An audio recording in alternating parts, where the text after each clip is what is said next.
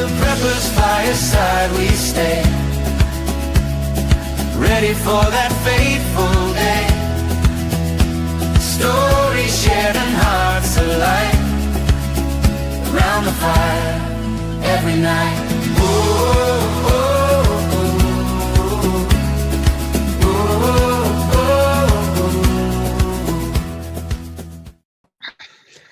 Good evening, good evening, good evening. Welcome to the Preppers Fireside. Whichever channel you're watching on, we're broadcasted across all 4 channels this evening: UK Urban Prepper, World Survivalist, Brown Coat Prepper, and Scottish Prepper 73. So wherever you join us from, big hello in the comments. Make sure you've hit the like, whichever stream you're watching on. Alan, good to have you back with us. How are you doing? Good to be back. I'm doing good. How are you guys doing? Not so bad, not so bad. I preferred your disco lighting you had before we came live, you know. The disco light, I had to get a new light because I broke my other light and I don't know how to work it. So I probably shouldn't go. There we go. He went into... I could do the whole podcast like this. Yeah, teenage TikToker disco mode he went into. Oh, see, now I don't know how to put it back. There we go. There we go. It's working well. So it's all right. It'll blend in when Brian's light starts flickering in about 10 minutes, as per usual. One of these days I'll replace it again. Yeah, the guy that's all about power can't even fit a light bulb. It's shocking. Barry, not seen you for a while. How you doing? Not too bad, thanks, mate. Been busy with different shifts at work, etc. So yeah, but glad to be back. Fun and games. Fun and games. Mm. Brian, you're never busy, so you're always here. How you doing? I slave for my employer. I have, I slave. I should get paid double for what I do. Yeah, right. How can you double overpay somebody? I'm not sure how that works. Well, it works for you. Yeah, right. Oh dear. Right, serious topic tonight. Remove the smiles. Preparing for war. So it's on topic. So on topic, in fact, I saw an AI prepper channel with 4,000 subscribers, and a preparing for war video had 218,000 views. Now, it wasn't jealousy, but I thought people are clearly searching for this. Yeah. So people want to know how to do it, what to do, and stuff like that. So I suppose we should squash the odds first. Alan, what's the chances of actual war affecting the UK, do you think? I think actual war, I mean, it will affect the UK. War just now is affecting the UK economically, and I think it's going to get more. We're going to have more of an effect, even at individual levels, of an ever-escalating war in the Middle East. But a kinetic war, a proper war where British troops are on the ground, I think that's highly, highly unlikely. Potentially service personnel in aircraft or military bases could be under threat more so as time goes on. I don't think we're going to see an Iraq-style event take place anytime soon. But there will be an opportunity now for the likes of Russia to make moves. Well, the world is distracted with the Middle East, etc., and China doing its own thing as well. But before the kinetic war comes the economic war, and I think we're already seeing that now, and it's going to get worse. Yeah, so we're seeing the effects, whether it's indirectly or directly. We're still seeing that right now, right? Brian, what's your thoughts on this actual warfare, either boots on the ground in the UK or just a case of the knock-on effects of logistics? I think arguably we've been in a war since the 90s. We've never actually been out of a state of conflict in Europe or in the UK, directly or indirectly, since the first Gulf War, the Gulf War of the 90s. So the only thing that's changed is the military's ability to fight a war, if we had to, has been reduced somewhat by succession of poor governments. Mm-hmm. But I think we're indirectly involved in a war just now, and we will directly suffer the effects of the conflicts. Europe, we suffered it with Russia with the gas first. Now we're going to suffer it again with the Middle East with the gas and the oil. Yeah, yeah. Barry, chances of troops walking down Birmingham High Street? I don't think we've quite got to the stage of what was that film? Red Dawn just yet. But as both Brian and Alan have said, we're already feeling the effects of wars. You know, you've got price increases, no shortages on the shelves that as of yet. But I can personally see that probably happening in the next 3, 4, 5 weeks, something like that. I think you'll start to notice more of an economic change. I think we're seeing fuel increases and stuff like that now. I'm going to have this last question on the likelihoods as an open question because I know it's a touchy subject, so people can chime in if they want. What about civil war? In the aspect of we have lots of undocumented people in this country that could be triggered. Do you think that is a likely scenario for war at all in this country? Or not necessarily just triggered through the calling jihad, but triggered through elections and a far right party getting in, a far left party getting in, stuff like that? Is civil war a potential? Anybody? I personally think so, yes. Yeah. Yeah. In the scale of like rioting and stuff like that, more than actual war. I think it won't be sort of large-scale rioting. I think what you'll see, first of all, you'll see more reported incidents of isolated happenings. And at first, maybe they won't seem like they're all connected. But yeah, I can see things slowly simmering and then coming to a boil, shall we say. Interesting. I'd say you're probably at the start of it now, to be controversial, because you've got a populace in the UK who is expressing their displeasure at the way the country is going. If there's any crimes on that's reported in social media or in the news, they generally take out the names of, they generally take out a description of them and the instances of reported crimes of a certain type. I'm being very careful what I say here. But because of this, the instances of crimes of certain types being done by certain people gets largely underreported. Yeah. And anybody that comments on it directly gets largely persecuted. So you're already seeing social disorder on an entry level scale now, because people's voices aren't being heard. So when people's voices aren't being heard, you start to get protests. So you're seeing protests throughout the country about uncontrolled immigration largely, and people are unhappy about it. So then you have counter protests by people who are saying, well, let's just let everybody in. And I don't know how that works personally, but anyway. So you've got two extremes. And when you've got two extremes, you're going to have a clash. And that's before you talk about the people that you've let in the first place.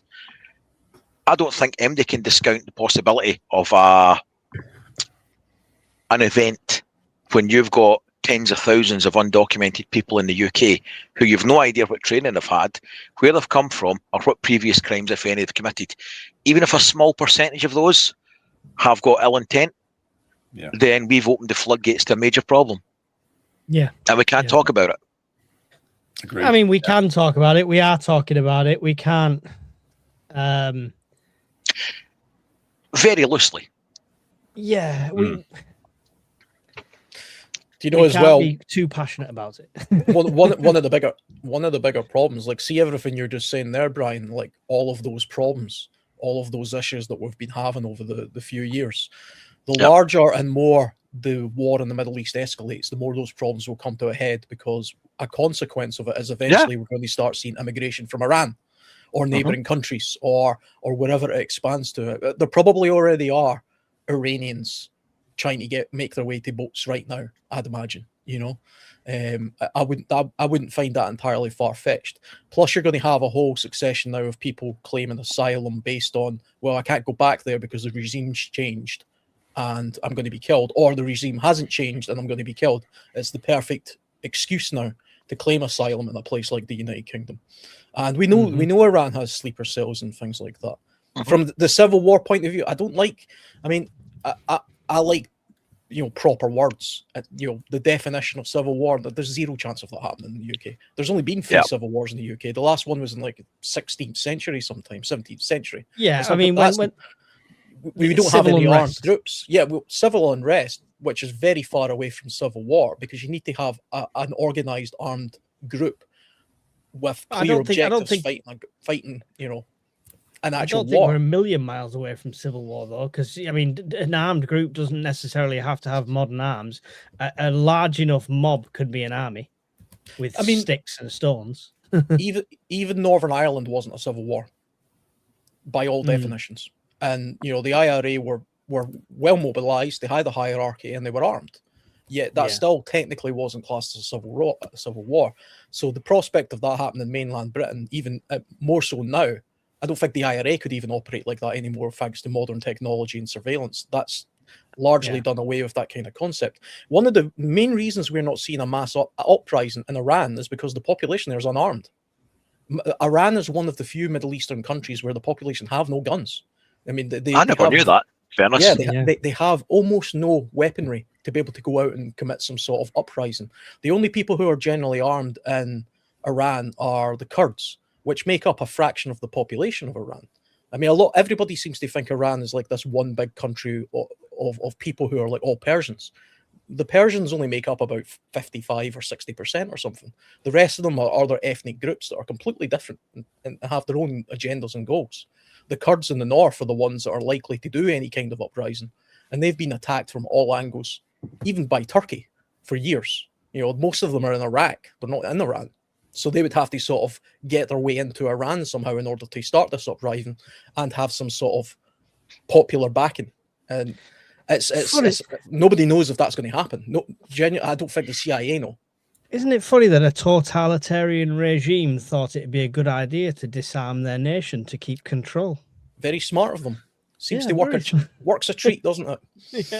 Yeah. In the Wind said, how does the UK have a civil war with no firearms? We have firearms. We have firearms. For God's sake, we have firearms. How many shotguns are in the UK, roughly? Anybody got a number? Licensed shotguns in Scotland, there's over 100,000 minimum. I read up the figures ages ago. There's over 100,000 licensed Section 2 holders for shotguns. So there'll be many more shotguns than that. There's lots. England and Wales, here we go. Last thing, firearm certificates, 145,000, 626,000 guns and 482,000 shotgun certificates. A total of 1.33 million guns in England and Wales. Scotland is the numbers you just said, and Northern Ireland have 171,000. Stop saying we don't have any. Right. Yeah. kind of the wrong kind of guns. I mean, you're not fighting any battles with shotguns, that's for sure. Okay, perfect for the UK, for urban warfare, for scattering pigeons.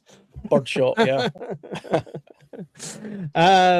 Thank you, Tac Group, for the super sticker. Much appreciated. We have been demonetized in the first 10 minutes. We've mentioned Iran, IRA, and everything else that YouTube's just had a fit at. So I appreciate any of the super chats. They always help, whichever channel you're watching on. Did you get past your number, Alan? I did. Yeah. So I am officially getting my 30 pence a week or whatever it is as of next week. I think. That's it. You can join the Millionaires Prepper Club now. I'm going to walk into work tomorrow, just kick the bin over and be like, that's it. I'm a YouTuber now. I don't need your crap. Yeah, I wouldn't if I was you. I don't think so. Comes back to the first month, realize you can't even afford a grocery. Oh dear. Anyway, fun and games. Right. Yeah. So I just saw that comment come up and I had to address it because I'm sick of people saying it. It's frustrating. Right. So the reality of war, preparing for it, whether we like it or not, whether we think the odds it's going to happen or not, could land on our doorstep. This could come in many different forms. Okay, so this could be the knock-on effects from war, which we expect to see: logistics, fuel prices, lack of fuel, fuel shortages, things like that, power outages, rolling blackouts, etc. Indirect or even direct, like we saw in the Sky podcast. The I keep forgetting the name of it. You know which one I mean. The Sky thing that where the Russians missiled us.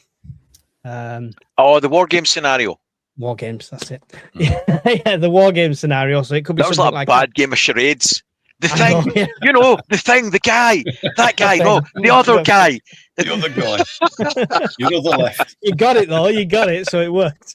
Yeah, it could be something like that. It could be like missile attack, stuff like that from a rogue nation. Could be internal, anything like that.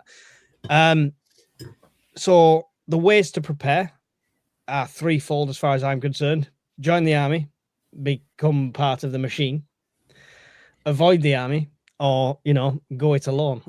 So it's preparing ourselves and our household and preparing for what the government's going to do are two different things. So we're going to go down the route of we're not all getting conscripted, okay, while we're talking tonight, just to throw that out there. Yay! So whether it's rocket attacks or whether it's indirect effects, what priorities? I'll go to you first, Alan, because you're not the prepper. Mhm. What priorities do you think you should get prepared first with? One of us. Is this? So Thank you, Bob. This is on the. That's the- on one of your channels. There you go. I'm not, so Is this I on think the- congrats. So I think it might be on Alan's. Oh really? Great. Yeah. Thank you if it is. I can't never see, I read the just- comment. I can't even see the comments really. But yeah, I mean, if we're talking about the prospect of some sort of sneak attack, something that just takes us completely out of something out of the blue, rocket attack or something along those lines. How should we prepare for that? First, I think you have to have some sort of plan of escape of your area. Have another place that's a reasonable distance away, whether that's a distant family member or just a place that you can kind of bug out to, and genuinely put some thought into that bug out plan. I know most people are of the opinion you should bug in. I'm of that opinion as well. But there is a point where if you've literally got bombs raining in, if that happens to be the area that you're in, that makes zero sense for you to just hope that it passes over. If you're living in the center of Kiev, for example, and that's the Exactly. main target, then it might be an idea to go and live in the country. Yeah, I mean, tens of hundreds of thousands of people in Ukraine had to bug out. Now, whether they voluntarily did it or not is irrelevant. At some point, they said, this part of the region is under attack. Invasion is imminent. I have to bug out. I have to go west. And that's what they did. And potentially the same thing could be the case in the UK. I mean, and then it did happen in the Second World War. We evacuated children to the countryside. They bugged out to the countryside. Some people moved out of populous areas if they were able to in order to get away. So I think it makes reasonable sense to at least have a plan in the sense of genuinely thinking, where could I actually go to? Don't leave it to the point where you're standing outside your bombed out house thinking, now what do I do? Because if we're at that stage, nobody's going to put you under shelter. There's going to be no help for you because we're in dire straits if that's the case. Yeah. And prepare for that as well. Prepare for that travel. Prepare for that journey with your family and all of the things that go behind that. Yeah, I think people are too diehard bug in. If it's an evacuation order, Brian, you're going to have to leave all the power banks behind. No. Or I at mean, the very least, have a plan to bug out with them. Organize the logistics of that now. And the What, camper an van. 18-wheel truck. The good thing with that is if I had to, I could fit all the power banks in the rear garage of the camper van and the folding solar panels. So It'll be the lifeboat it'll would be be fine. doing on two wheels going down the road like. It's fine, Mike. My fat arse will be in the front, so it's going to counterbalance nicely. All right. All the wheels will be on the tyres. Have you tested this weight distribution theory? I test it every time I sit in the driver's seat. The van is literally crying. I mean that must weigh a lot. All in power bags, genuinely. Like, have you tested that in the vehicle?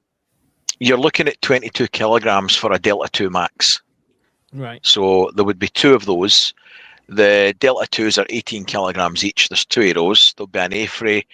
There'd be a couple of C200s. So probably call it about 150 kilograms. Right. Okay. That's not too bad. It's not outrageous.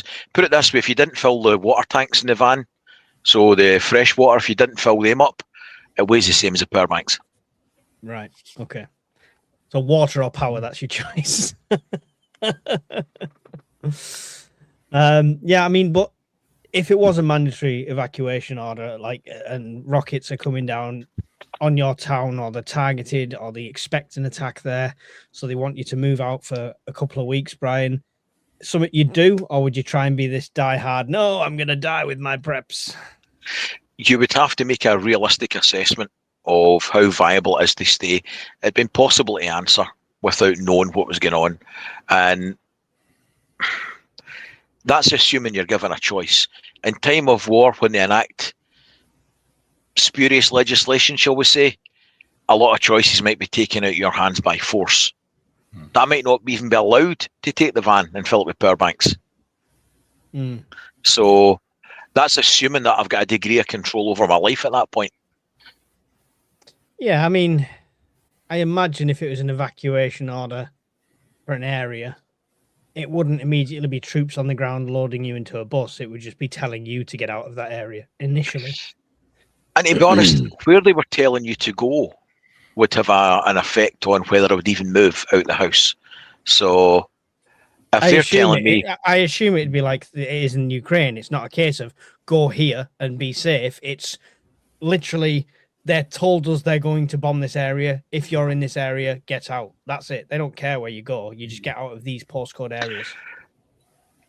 Apart from a nuke, conventional munitions, there's nothing near me worth blowing up. So, and they're not going to warn me about a nuke because there'd be no point. Me and the rest of the central belt of Scotland would be gone. Me and Alan would be glowing in the dark like the Ready Brek guy. Well, what happened is Putin saw all your power banks and thought you was a threat, so that's why you're now a target. He saw that pile of Pepsi and thought he put him out of his misery. Yes, Barry. Barry gets promoted to the top window. There we go. I'm just going to throw it out there, Alan. Have you noticed how there's an element of conquered countries here that the Scots have been subjugated again? Shocking. Where's the off button? If you debug out, I mean, if we're talking in time of conflict, you would have to assume that you might be required to bug out, but all your preps are generic anyway. You're only dealing with your preps are to deal with the effects of war, not war itself, because it's going to be the effects of shortages, be that fuel, power, food, or water. The same as we prep for everything. We prep for shortages and problems. So the fact that it's war for me wouldn't change anything. It might. The only thing it would change is that I might be forced, like you said, to relocate. That'd be about it. Yeah. Barry, what do you think? Bugging in, bugging out. You are semi-urban as well. Yeah. You could be more urban, ideally. You know, you could be more rural, ideally. Yeah. Is it only bugging out if it's a mandatory order for you? Yes. Yeah. Simple as that. Yes. I mean, if we're told to leave the area, I've got 4 or 5 different locations I could head out to where I should be okay. Well, me and the missus should be okay. You know, but I mean, it depends on what you're allowed to take, if you're allowed to take anything, and the method of you being moving. If you're just being told to go, then obviously you've got choices. But obviously, if it's an enforced evacuation and you're being guided out the door, that's a whole different scenario that needs to be looked at. So, right. I mean, let's look at the knock-on effects. Let's look at the effects. So, most people prepare for a blackout when we talk about prepping. Okay, grid down's a very strong possibility when it comes to World War III. It's fought in a very different way, whether that's direct attacks on infrastructure like we've seen in Ukraine and things like that, or whether it's cyber attacks from unknown actors in advance of any sort of attack. Most people on here are prepared for a power cut. But are they prepared for a month of digital darkness? Alan, the cash gap, if banking system totally goes down 30 days, do you have enough physical currency in small denominations to buy essentials from like the shops that would stay open, or a potential black market that we could see spring up? Because obviously we know all the supermarkets will instantly close. Do you have anything in place for that? A very, very small amount of cash. To be honest, I'm one of those people who basically never uses cash anymore. I stopped using cash years ago. I use my phone. I don't even have a card. I don't even know what it is. He's one of those. Oh, he's... My feeling would be It's been demoted again. if we were at the point where the banking system was entirely down, so that nobody was getting any kind of physical currency, everybody would be in a similar circumstance. So it would be a case of adapting to that reality. I don't think I would be standing outside Lidl saying, please, I can only use my phone, while people are in there with physical cash saying, well, tough luck. I think it would be impossible to do that because none of the systems in Lidl would work. So cash would be redundant anyway. You know, I think main supermarkets would close the doors. We know that because the staff wouldn't be there. They don't like adding things up, but smaller shops would. I think the main point in this is the black market side of things, the trading side of things. This isn't Teotihuacan or SHTF where everything's going to be gone. It's a small period of during conflict. So to your neighbor, cash is still got some value. If you said, I'll give you a tenner for this kind of thing, you know. Yeah. I mean, I don't really tend to keep cash lying around the house, to be honest. I've got very small denominations of precious metals, tiny amounts, and to be honest, I wouldn't get a good exchange rate for that. You know, I'd be doing myself out of money by trading that for just food, for example. What I do have though is probably a bit of an excess of equipment, you know, which could be of use, and I think people would very quickly realize some of that stuff is useful, and I could maybe do some sort of trade, some barter. I'm lucky enough, I'm kind of at an age and fitness level as well where I could probably see an angle as to how to either earn that extra stuff, earn that extra money. There would be ways and means of doing that, and if that all failed, you know, I'm not going to starve because Alan's renting his body out now. Disasters. The first cyber attack you've turned into. I've got some tight-fitting clothes. Oh God! How did I know? How did I know? As soon as he said that, I knew Brian. I saw Brian's brain ticking over as you were speaking. See, the thing with money is useless if the system is down. The only thing I really need money for right now is because I need to pay my mortgage. I need to buy food with it. That's the only two things I need to do. If the banking system's down, the money's useless. Nobody's getting my mortgage money. Nobody's going to be coming knocking at my door. And from a food point of view, because I rely more on skills as opposed to having, you know, cash squirreled away, I think I could source my own food that way for a foreseeable period of time. Okay, fair enough. Similar question, Brian. Actually, before I do that, Rockstar Chef Dora with a 1999 super chat. Hello, preppers. Happy Sunday. War or not, we ready. Thank you very much, Rockstar. You are a rockstar. Absolutely. Thank you very much. That's awesome. So yeah, Brian, cash gap, 30 days. All the systems offline. Based on this, on day 31, everything's going to be back up. All right. So it's a stopgap. Couple of problems, right? Okay. If everything digital's down, you've no way of telling everybody that in 31 days everyone's going to be back up and running. So people will have lost their minds after day 7, with the shops shut and there's no digital infrastructure and no news. You're getting bombarded. The world radio news is still on. Everything's still working. It's like a cyber attack on the cash infrastructure, right? So you're getting the constant, everything's going to be fine. We're working on it. So you've still got power. Blah, blah, blah. Yeah, you've still got power. The last place I would go then would be a shop within those 30 days, unless it was your local corner shop, and I have got some money for that, but that would be the early days of it, because after the early days, even your local corner shop that's willing to take the money and put the prices up, they ain't going to do that, because somebody desperate with no money will have went in and robbed them. Mm-hmm. If they're willing in today's society to walk brazenly into a shop and lift bottles and walk out the door because there's nothing going to happen to them, what do you think will happen on that kind of event? They would cut your head off for it.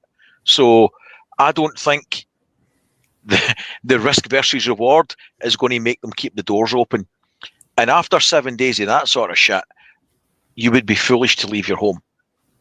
Mm-hmm. And that's if you believe the government, who's always been so trustworthy in looking after our interests, that in 31 days everyone's going to be fine. Would you expect them to tell you the truth? Oh yeah, everything's always going to be fine. Everything will be going to be fine as the cigar tubes with fire coming out go over the top of the guys. Any good prepper has a crank radio. You said that, and I was just looking around because mine's at the back of there. I'm not going to dig it out, but yeah. Any good prepper's got 4 of them. All right, okay, yeah. Well, you've got 4 of everything, so That's not true. It's slightly true. Barry, financial wise, payments, blackout, complete money darkness. Do you have something in place for that? Yeah, I've got a fixed amount of small notes and coins, etc., that I keep stashed away, and I've got I do. They're in the quite Monopoly game. Quite a few. That's a good idea, that. The small barter items as well, just in case somebody turns around and says, "No, I don't want no cash. What else have you got?" So I've got means and ways of acquiring stuff if I need to. So yeah, excellent. So the other thing that can happen is the gas and electricity can be cut. So we have to prepare. We have to prepare for cooking and heating our food, not just storing our food. We have to be prepared for cooking indoors. So, Brian, talk us through the safe, sensible procedure for cooking indoors during a power cut. He's like, I just turn all my power banks on and everything works like normal, so fuck you guys. Kind of, but they're seasonal. You're not that far from the truth there, but seasonal dependent would depend how I would cook. If it's the summertime, where I would have an abundance of spare power, it's always going to be the middle of winter. It's sod's law. Absolutely. Summertime, I would use an induction hob because that doesn't use unreplaceable resources like gas cans, ethanol, anything like that. Wintertime, if I've got no abundance of power, which is highly likely because of limited solar, I would use one of the gas cooking stoves in a well-ventilated area. And yeah, batch cook. So everybody's having the same. It would be hobo stew or whatever, pasta, meatballs, all that good stuff. Comfort foods, stodgy, lots of calories, something like that. Mm-hmm. Brings its own problems when you're well-ventilated area. The smell, right? We need to be aware of the smell. I need to be wary where you're putting your tins or your jars or your packaging because people might see that. So JP joined me on the open mic thing I did last night, random, spontaneously. And JP said he started, because he got one of the vacuum sealers, one of the chamber ones. He started pre-cooking like the proteins, like steak and stuff like that in the season and all that, and then vacuum sealing the meals. So essentially in SHTF, it's a boil in the bag meal, which removes that odor risk. The dehydrator place that I buy stuff from, they do like Christmas dinners and stuff. You can buy full meals that have been freeze dried. Yeah. It's crazy. We really need to get a freeze dryer. My wife's watching. We really need to get a freeze dryer. If you loved me, you would let me buy a freeze dryer. Right? I'm just going to throw that out there. I'd let you buy one, Brian. I'd let you buy. See? Thank you. Great Gala, who is coming off the back of his birthday. Happy birthday for the other day because you weren't in the live stream when we wished it to you. Are we saying that if you don't have a crank radio and you're not a proper prepper, oh, well, it was lovely knowing you. You better have a wind-up radio, Gala. If you don't, I'll tell you what, I'm going to bring you one. I'm going to bring you one for the meet. That's my present to you. You get a swap it for radio. pies. I'll swap. Yeah, there you go. You bring me 2 pies, I'll bring you a wind-up radio. It's a good deal. barter system's already kicked in for the Scottish pepper meat. Barry, for somebody that doesn't have half of the national grid in power banks in his house, what's your cooking plan? I've got a few power banks, but I've also got some stoves. I've got a barbecue setup I can use outside. You know the stove that you took to Scottish Prepper Meet last year? The rocket stove. The grey bucket thing with the door on it. Yeah. Got one of those as well. Yeah, EcoZoom. Yeah, I've got multiple methods of cooking. And I've got the good old MREs, dump them in hot water, heat them up, and there you go. So, I mean, there's an inherent risk with barbecuing and the rocket stove outdoors. Obviously, we talked about smells and drawing attention. What would it be for you to stay inside? Is it just like the camping stove with ventilation? Yeah. See, obviously you've got to be careful of carbon monoxide, etc. But as you say, just keep it well ventilated. I mean, I've got a couple of small solar fans that I can sort of put on windows at either side of the house to blow a draft through to, make sure there's a good airflow. So, yeah. The people that die from carbon monoxide from these little gas cookers are the people at festivals who decide to put it in a little 2-man dome tent and heat it all night to try and keep themselves warm. All right. If you're just cooking up and boiling some water, then cooking an MRE, it's not going to emit enough. Yeah, it's absolutely. It's a bit of a oh my god, you're doing that inside. Yeah, okay, you enjoy surviving. Alan, every time I say that, I feel like the gopher. Alan. Please don't do that with your hand. That's what I do to gophers. I think, see, when it comes to cooking in this kind of scenario, I mean, if I was to take all of the sort of liquid fuel that I've got, camping gas, and all this kind of stuff lying around, and genuinely, if I was just to cook one meal a day with that stuff, I'd probably get 2 weeks worth of cooking out of that, and then it would run out. I don't have power banks apart from the type for mobile phones at the moment, so I wouldn't be able to last particularly long on that scale. That said, the cooking aspect of it for me doesn't seem like much of a problem, because you don't need to heat all your food, right? If you've got food that you can eat without heating, a tin of spaghetti hoops, don't heat that up. Don't waste the fuel doing that. Conserve that fuel for cooking things like raw meats. If you somehow acquire some raw meats, pasteurizing water, if we get to a stage where we're having to do that kind of thing, I would just rough it for a while with the cold stuff and go with that. And then at a very, very last resort, I would resort to the barbecuing type sort of cooking, along with, I imagine, most other neighbors in my sort of neighborhood.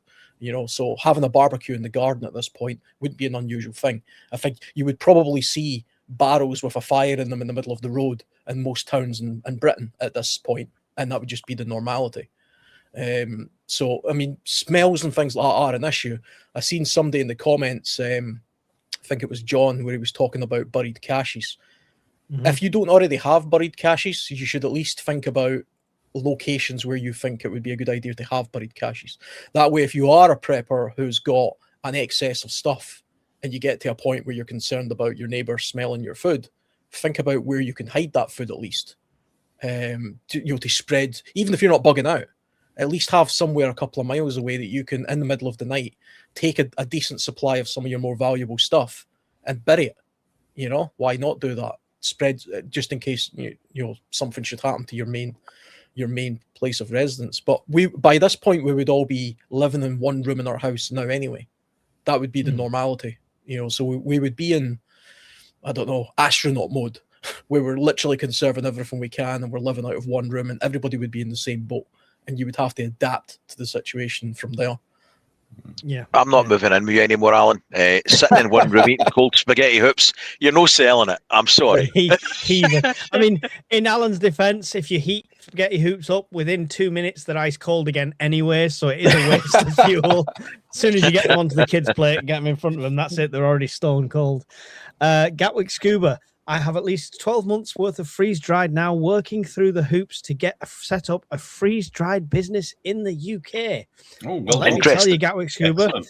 the best way to promote that is to contact influential YouTubers like these 4 people here.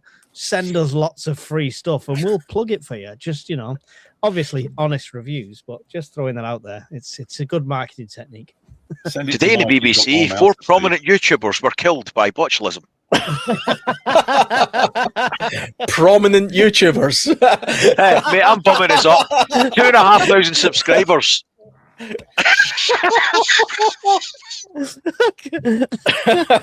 saw you down there, Brian, and Alan thought, I'm going to stick the boot in. Yeah.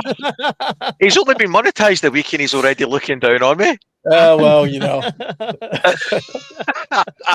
I'm waiting for that Mr. Beast money, which is going to come in any day now.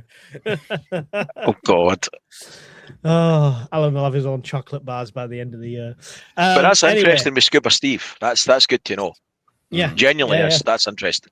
definitely. There's a few of us that would definitely like to be involved with all that kind of things. Water production, right, is another issue to talk about, and not what you've got stored, right? So not bottled water, that's gone. Brian, your container sprung a leak in the night and they're all empty. All in them? Yeah, I'll the get wrap- your luck. It was the straight arrow from one of your neighbours testing a crossbow that went through the bottom of all 4 barrels. Don't go So, there. The question is, I'll start with you this time, Barry. The closest raw water source to your house, and what is your methodology of collection, bringing it back, and filtering, making sure it's safe to drink? Okay. I've got at least 2 streams and a small-ish river that I've got access to. As for collection, I've got multiple sort of plastic 5-gallon containers that I can, fill up. I can leave in situ if I need to, and then go back and collect. And then the actual sort of filtration and processing. I've got gravity filters, live straws. I can always boil. I've actually acquired a filter setup which should be plumbed into a house, but I'm thinking I might be able to jerry rig that into some sort of standalone system for actually doing on-site purification as well. Do you mean like the run-through systems that they were? Where Yeah, the the filters go sort under that your connect sinks? into the main pipes and everything. I've got filter cartridges and everything. So Pretty I'm sure as thinking- long as you're running like a water source through a pipe, you can Yeah. put them through that filters. I don't. I've see got wouldn't see that being an issue. I've got a sort of battery powered drill attachment, which is a pump, which will be able to force the water through the pump as if it were going through normally. So I should get a reasonably steady flow rate from that. Okay, interesting, good stuff. Alan, water. All the water in the house is gone. Taps have run dry. Yeah, I mean, kind And of like Bear in mind, this is for your whole family, not just you and your grill. Just throwing that out there. I could probably get most of my water from that point of view as well, maybe. Yeah, it would be a case of pasteurization. It'd be a case of using local streams in order to boil off the water as much as possible. Do you know, I seen an interesting thing today in the news where it was talking about Iran. Even with the conventional weapons that are being used in Iran just now, Tehran just now's air pollution is so toxic that the rain that's happening there, because they're bombing fuel depots and even commercial targets, all the pollutions, all the things that's going up in the atmosphere. There's pictures all over the internet just now of the black cloud that's over Black Tehran. rain, yeah. All that crap has to come down, and it would contaminate all of the land and the water sources in and around your area. So even pasteurizing as in boiling water wouldn't be sufficient in order to remove a lot of that contaminant. So you really have to pay attention to the kind of area that you live in and think about it from the point of view as taking away nuclear weapons. Even if I was attacked today with conventional weapons and that place went up in smoke for the next week, how badly contaminated would all my water around me be? And in my case, it would be horrendously contaminated. And it would be for probably a good 8 or 9 miles square of where I live. So the little streams that I've got in my head just now that I'm thinking about that I can easily wander off to and bring back buckets of water would probably be fairly useless to a point of just boiling. I would need more purification in order to make that safe. And like you rightly say, even with my Grail and the one other water filter that I have, that wouldn't be enough to sustain a whole family for more than probably a month. You know, I would have to seriously think about then moving further away or hoping the pollution levels got to a safe standard. Plus, if we were in a war, we're talking about hypothetical wars here. It's a very, very slight, tiny possibility, but there is a concept that the Russians had during the Cold War where a third world war could be fought with the West with conventional weapons. We just all agree not to use nukes. But that still means we're getting massive missiles smashing into our power plants and all the likes of it. So we could have radioactive contamination like they have in Ukraine, and that would also seep into water sources, and that can't be easily purified or filtered out. So you have to pay attention to locally where you're at and maybe rethink, because that crystal clear water, that stream that's coming out of the side of the hill right now, will it still be crystal clear when 2 miles up the road, the massive industrial unit that produces chemicals for agriculture gets blown up? Probably not. Well, yeah, I mean, so what's your plan in that scenario? Is it chemical filtering then on top of the normal filtering? Would it be filtering in tablets? Would it be bleaching the water? What would you go to be there? In my case, genuinely, because of the area that I live in, if all of the main industrial areas were so badly damaged and destroyed that I thought all of the groundwater in and around about my area was that contaminated, I would move area. That would be one of my bug out scenarios, and there's very few of them because, like you guys and like probably most sensible people, I would bug in literally till the very last minute, before I ventured off anywhere else. But if it wasn't as bad, if the contamination I deemed to be reasonable but still contaminated, then it would be a case of trying to utilize as much of the stuff as I've got as possible. So it would be a case of using my Grails and things like that to purify the water. I would put things into buckets, and then I would try and boil off huge buckets full of a barrel's worth of water at a time in an outdoor fire in my garden, and then utilize that. And I would also use rain catchment in the hope that there wasn't plumes of smoke all over the place, and that water was safe. But the means for me to test how safe the water is something I lack. So I might actually take a look at investing in some ways of testing water. Water strips, water testing. I don't have that. I might have some under the sink from like a fish tank that I once had, but I would have to learn how to use it properly. And there are a couple of filters on the market that filter out radioactivity, small amounts. Grails don't do that. There is one that does that I'm aware of, but whether it really does or not, I don't know. Yeah, I wouldn't like to test the theory. No. Big thank you to Dios, another one of our friends from across the pond, for this 1556 or 1556.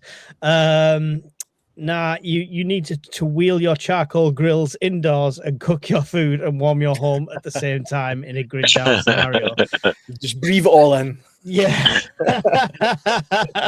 Get a good night's sleep after it. It'll put hair on your chest. Cheers, Dios. Thank you for the advice.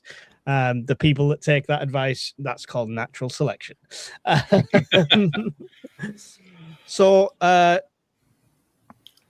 Brian, water, everything's gone. What's the plan? Bummer. Where's it from? And how are you getting it home? And what are you doing with it? So there's an artesian spring about a quarter mile that way.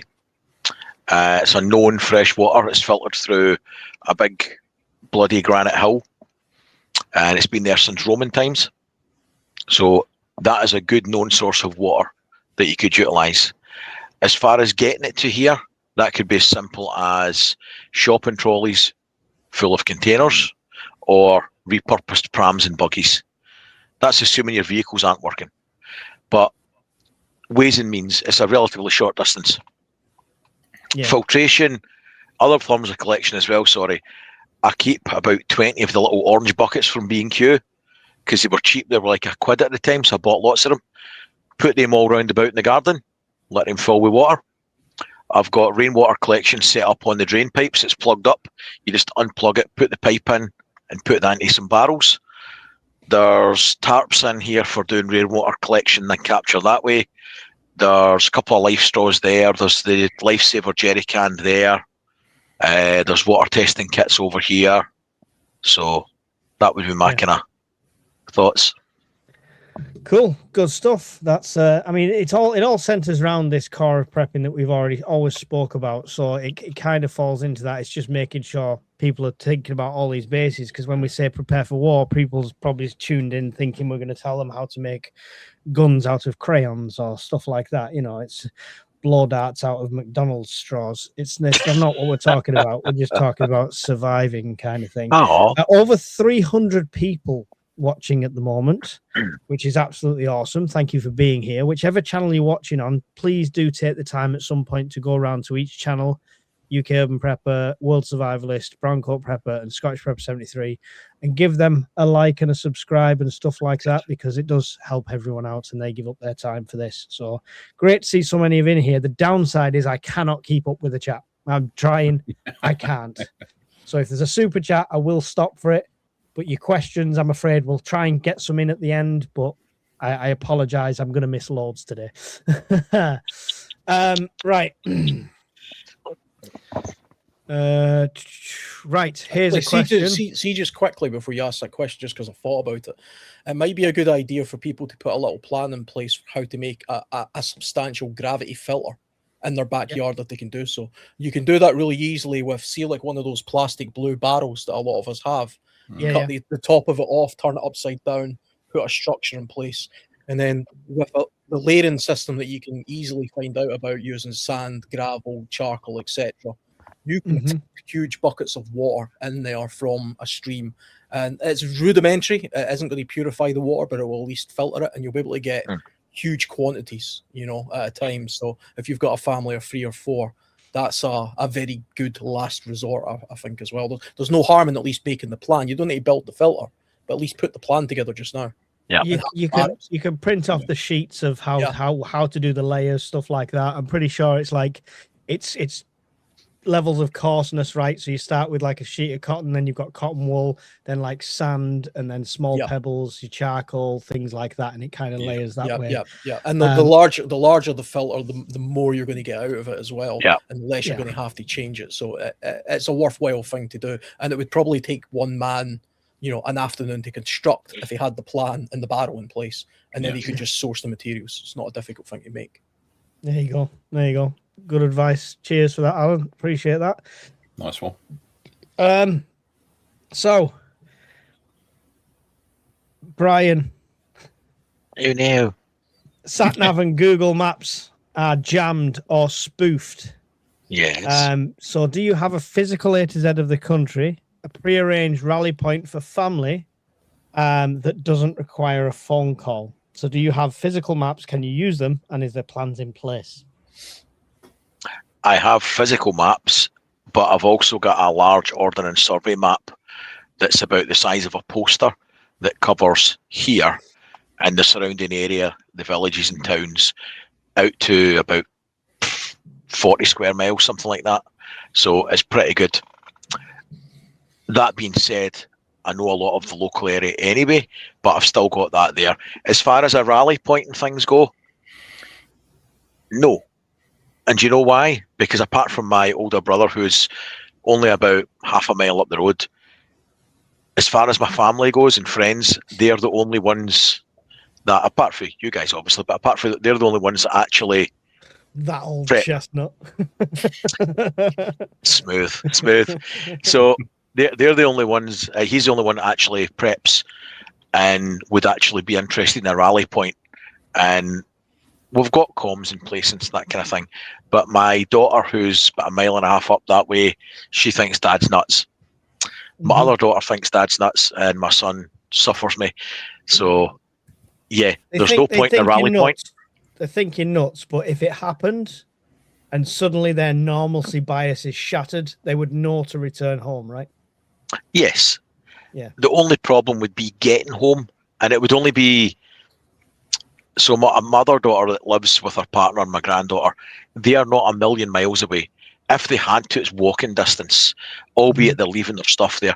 But I've made provision, if need be, for family plus, that they'd be fine. They'd be looked after here. But I've got maps. I've got an idea in my head how it would work. But until something went wrong and they felt under the pressure to come here and realise that Dad's not off his meds, then there's no point in a plan because they would never stick to it. That is, I think that's a fairly, you'll find that's probably going to be a common problem for all preppers, that as far as getting a plan for, although people will joke, we'll just come to your house, most people don't have a plan in place for shit hits the fan, what they would do other than run about like a headless chicken. And how to get there, how to contact anything. Yeah, I know. Yeah, and that is a problem. Yeah, and you can't convince them otherwise. Sadly not.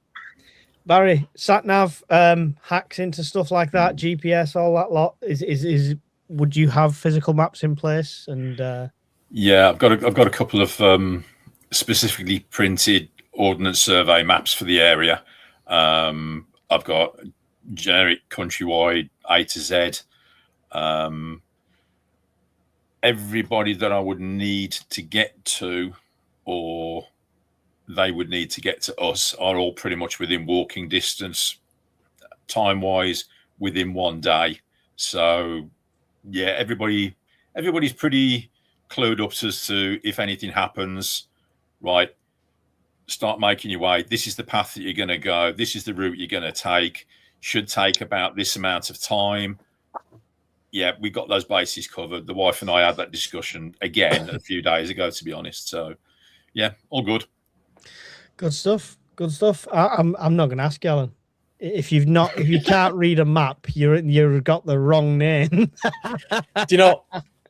We at least have the advantage in this country of it not being a particularly big country. You know, we generally, most people without an ETZ advantage, disadvantage. Well, it's the one advantage of at least most of us could probably get plonked anywhere in the country and told, okay, that way's north, that way's south, if you can work that out. And we kind of know every major city, at least from that point upwards or downwards. And most of us have probably traveled the length of the country at some point. So, you know, in a car without a map or anything, I could probably still make my way somewhere if I needed to. And the signs would still exist. You know, we'd be a long way away from all the signs being taken down or fallen off. The benefit I've got, like us, you know, I know you know, is I spend lots of time in the outdoors anyway. And of course, I've got dozens of OS 1 to 25,000 scale maps of I've got probably most of Scotland bar the islands. And I've got a library of these. This one here in this map case is just sitting here because I'm planning another trip.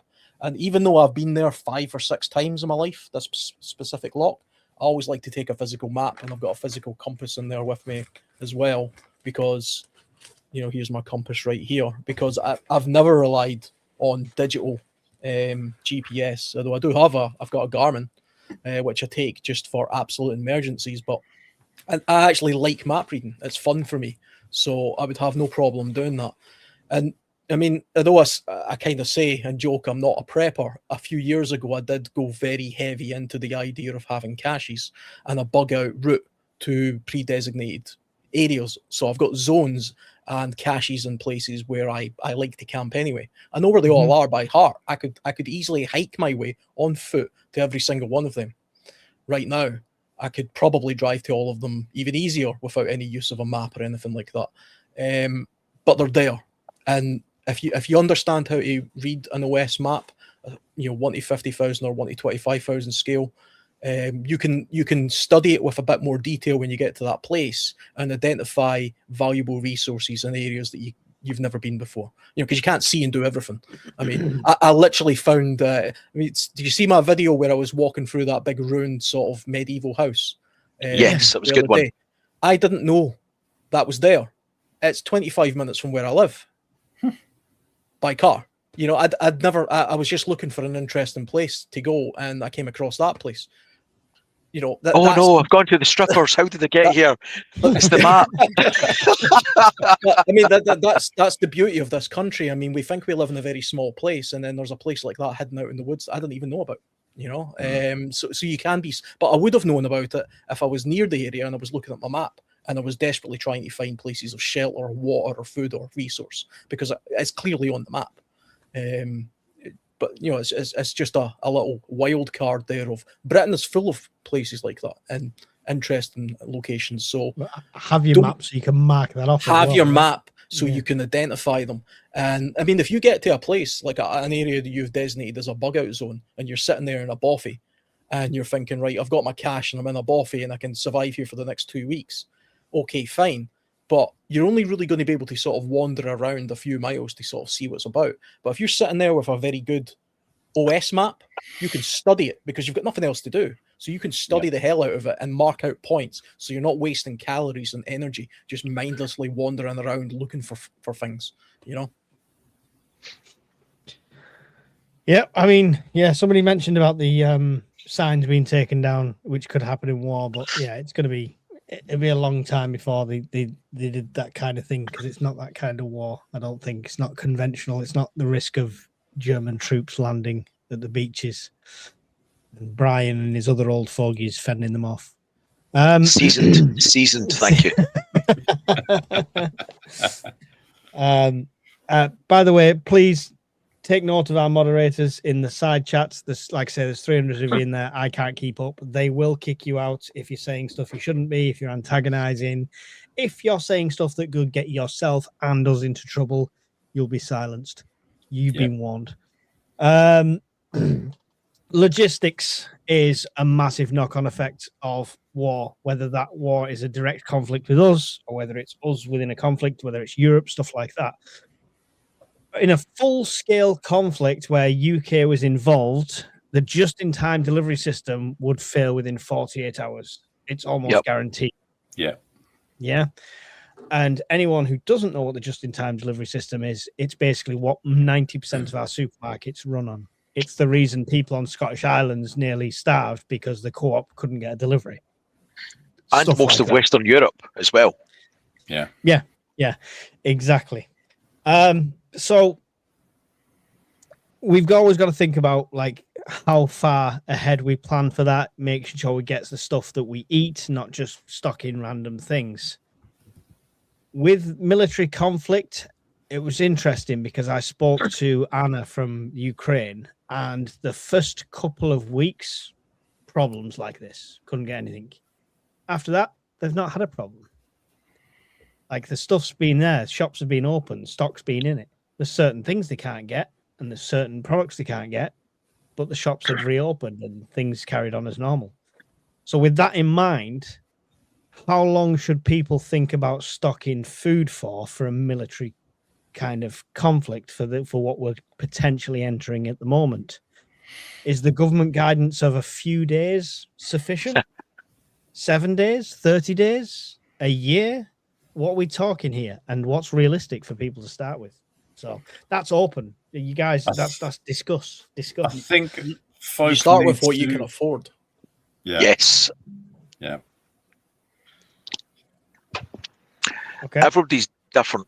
Everybody's different in what they've got in terms of disposable income, and everybody's different in what they risk assess the threats to be, and what their pantry capacity is. I mean, they might live in a one-bedroom flat that you could swing a cat in, and they might not have or feel they don't have enough space to store things.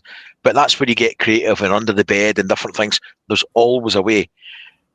As a minimum, for any prep scenario, it should be start off a couple of days, a week, 2 weeks, a month. Now, I think everybody in here is probably, a lot of people will be of the same mindset as no matter how much stuff you have or things or skills, you constantly add to it and you always want to get more. Personally, I wanted to get to 6 months of food for me and extended family, and I got there, but I'm trying to push further. But you don't have to do that. It's what you feel you should need. how do you base the count on, Brian? Because Welsh Prepper thought he had a year's worth of food based on that's a meal, that's a meal, that's a meal, that's a meal. When he put it into the list system and based it off calories, so calories over variety, it was actually 200 and odd days. So how are you working out the time period? Are you basing it on this can is a meal? Or are No. you basing it on this is how many calories? It's got to be on energy density. It's always going to be on calories. And it has to be on calories because a tin of beans with lots of carbs and some proteins might be different from some Irish stew or some stew or carrots or potatoes. You can't just go by the tin in terms of volume. You've got to go on the energy content and then the nutrients as well. You're going to 30 days in, you've got scurvy. You know what I mean? You have to stock a balanced pantry for a protracted period of time. So I try and do it for family, extended family, +2, right? But the +2 would be, I've made a switch with that. I've started buying in ration bars. So anybody that came in dire straits that I felt compelled to help, here's something that tastes like a space shuttle tile. Have a nice day. I quite like them, so I'll be all right. So that would be how that goes. Yeah. No, I get that, and that's probably a really good compact way of prepping for a few extra people by getting them things. It's not going to be luxury, but at that point, it is calories over variety, and you start to think about bulk like rice, pasta, oats, peanut butter, for example, high energy, high density energy things like that. Barry, same question to you, like food wise, if it's a military conflict, what's the starting point? How do you think about it and stuff like that?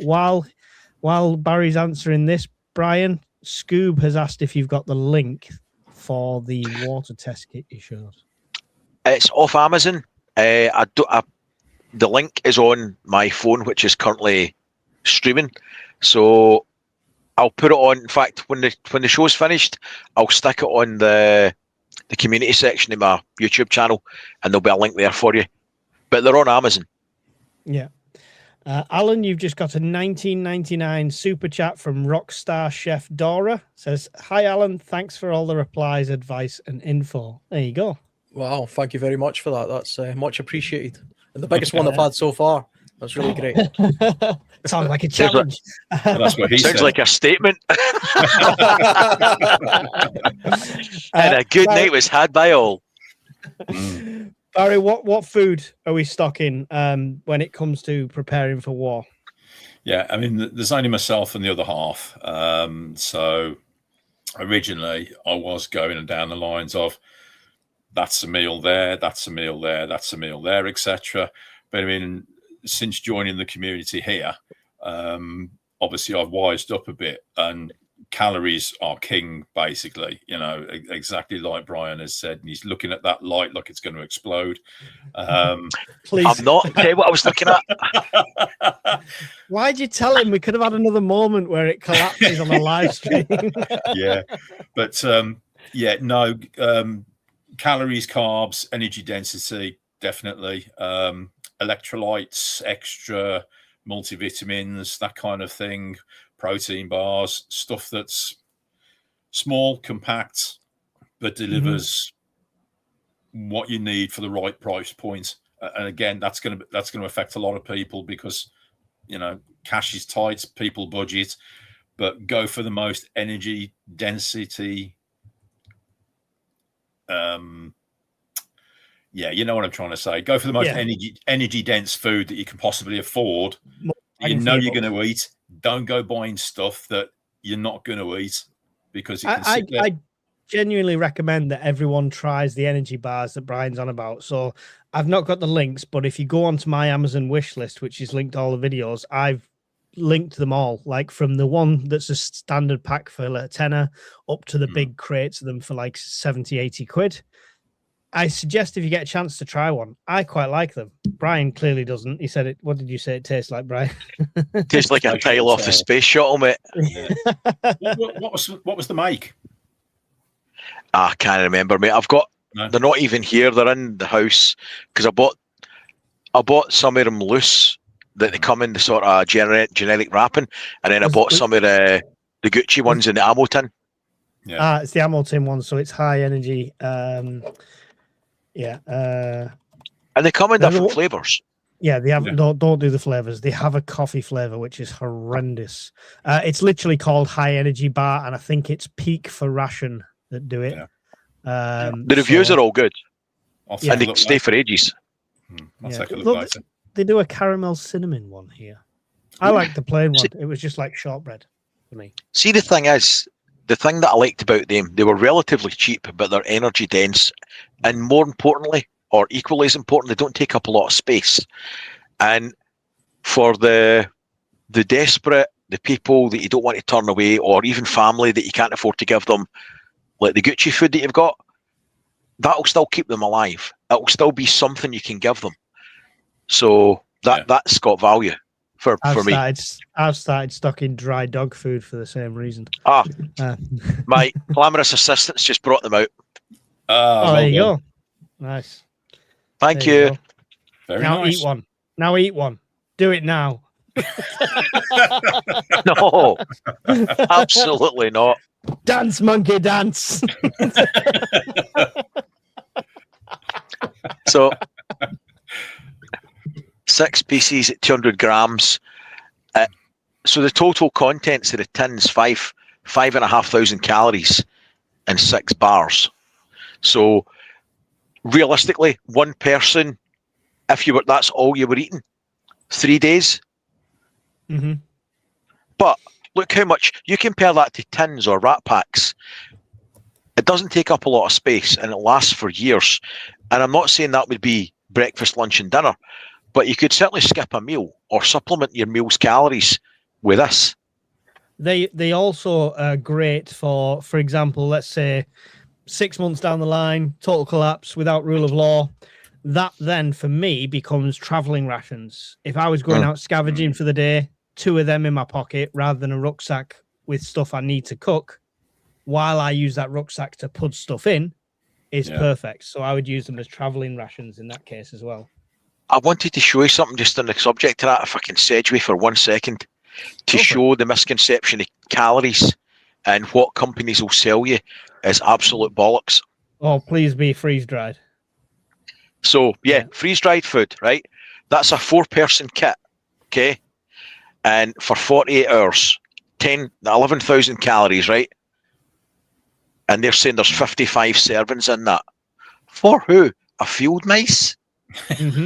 Yeah. Right? Realistically, The serving size on ReadyWise was 248 calories on the most dense meal. it's about a day and a half, not 2 days, realistically. And that's with conservative energy levels, not in the depths of winter when you need more calories. So it's handy, it's good to have, but they really misquote the servings and they don't really appreciate the calorific content that you'll require. So it's something to bear in mind. If you're going to buy loads of these things, then pay attention to the numbers because that's what matters. The bollocks here that says 4 persons for 48 hours, you can forget that shit. Yeah. So I've started stocking. I'm trying to start stocking some freeze dry. You see the potatoes behind me, but I'm looking at stuff like this and stuff like the mac and cheese because all the family likes mac and cheese, and the idea is not that this 200 calorie meal is ever going to be the meal. It'll have, with a can of Spam chopped up thrown into it, it's suddenly a very calorie dense meal kind of thing. It would be supplemented. That would be the main thing. Yeah, Alan. Food, you don't stock loads and loads of food and stuff like that, but if impending war was there, how much do you think you would want to get in? If impending war was there, then I would go to town on getting as much calorie dense stuff as possible. So I would be focusing on things like olive oils, porridges, oats, rice, pastas, all those kind of things, flour, because I can make I think I can make 5 different types of bread. Even the easiest bread is just a mix of flour and water. And bake that, you'll get a flatbread, but it's you'll get something out of that at least. And because war would be so imminent, I wouldn't be too bothered about the fact that I'm spending all my money on these very bland, Exactly. but nutrient dense sort of foods. I mean, what the hell else have I got money for? Also, if my bank is about to be wiped out, max a credit card out. I'll worry about the debt of the credit card in a couple of years' time if we're really at that stage. So I really would spend as much as I possibly could on those kind of dense foods, and I would start squirreling stuff away. I would start burying things in barrels and random fields nearby and things like that, just in the off chance that I should need that. I don't want to be the guy sort of 3 years down the line where we're all impoverished and we're scraping around for tiny little bits of scrapings of rice from the government or something. That said, something else I think everybody should do, I've done this a lot because it's like a little bit of a hobby for me.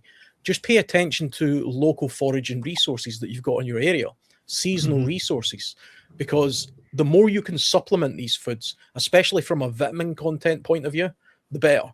Because it's okay. I believe a lot of preppers genuinely think you can get terrible sort of tinned food, and then as long as you've got some vitamin C tablets and some vitamin D tablets, that'll somehow substitute your vitamin deficiencies. And it might do from the point of view that you stay alive, but it's not healthy. I mean, those tablets are manufactured and dense and full of fillers and chemicals and other crap. You're far better off getting your vitamin C and things like that from food sources. If you can get that from natural food sources, all the better. So where I live relatively close to the coast. There's sea buckthorn all over the coastline. It's a very identifiable year round. That's the key thing. It grows all year round, and it's packed full of vitamin C. It has all the different omega fatty acids in it. It's calorie rich. And it's a very easy, accessible. I could just walk over to it and get it, no problem. Tastes terrible. It tastes very sour. It's like an orange berries that you consume, sea buckthorn. But I can substitute that to other meals. And there's other things you can do on the side to substitute your meals from a hunting point of view. Learn how to make some basic snares, and then go into a local woodland and put them everywhere. Make traps. If you have any fishing gear and you live close to the coast, do that. Buy a lobster pot, keep it at the bottom of your garden, because you don't need much to a little bit of bait, and you throw a lobster pot literally off the side of the shore at low tide. You're going to catch crabs. You're going to catch lots of crabs that way, and you can substitute crab meat into your food as well. Have rat and mice traps. You could buy them from B&Q. I've got a bunch of them down here that I can probably grab and show you, but everybody knows what they look like. They're a couple of pounds. You can set them up, put a little bit of bread in them. You're going to catch a pigeon. You're going to catch a crow. Might sound terrible, but I tell you what, if we're at the point where we're eating bread and rice, catching a pigeon in your garden from a little piece of bread and adding that to your meal, you're going to really appreciate that, and that's going to keep you healthier for longer. So I'm all about the try and find the natural resources. There is the possibility for everybody in this country, even at our current density, to live somewhat off the land. We just wouldn't be able to live off the luxury. You're not getting no bananas or nothing, and you're not getting year-round fruit. But if you're clever, you can do things like collect seasonal carbohydrates, fruits and nuts, and catch some game, especially small birds, mammals, animals, all those kind of things, before you move on to the dog. Yeah. Oh, can't remember. See the space shuttle tile? It's good up until 2045, you'll be glad to know. Yeah. They're nice. Yeah. Yeah, you chomp down on them. I'll be giving this shit away. I'll be at the gates. even these tiny little mouse traps. I've got some rat-sized ones as well, but see these tiny little mouse traps, they cost almost nothing on Amazon. You can buy them in bulk. And then just drill a hole at the end and put some cord round it, like I've done here. So the bird doesn't fly away. You catch a pigeon with that, no problem.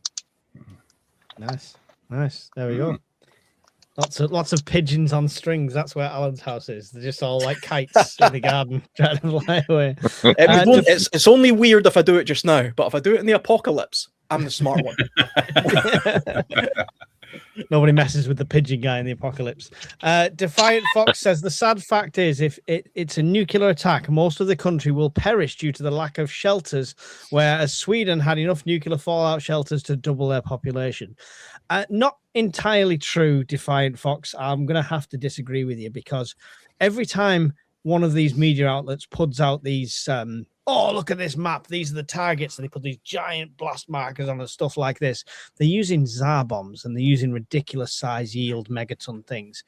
If nuclear was used on the UK, they wouldn't waste huge, massive things like that. It'd be small strategical strikes. Yeah. Brian's toast. We've already established that. So's Alan. They're in a lovely little central belt. So I like Do you want to Rosie see my- Glow about me. Do you want to see my face for when the bombs are coming?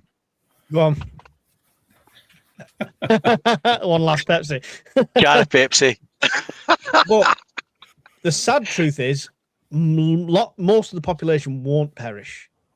They'll perish in the long term afterwards. Because it won't be huge megatons.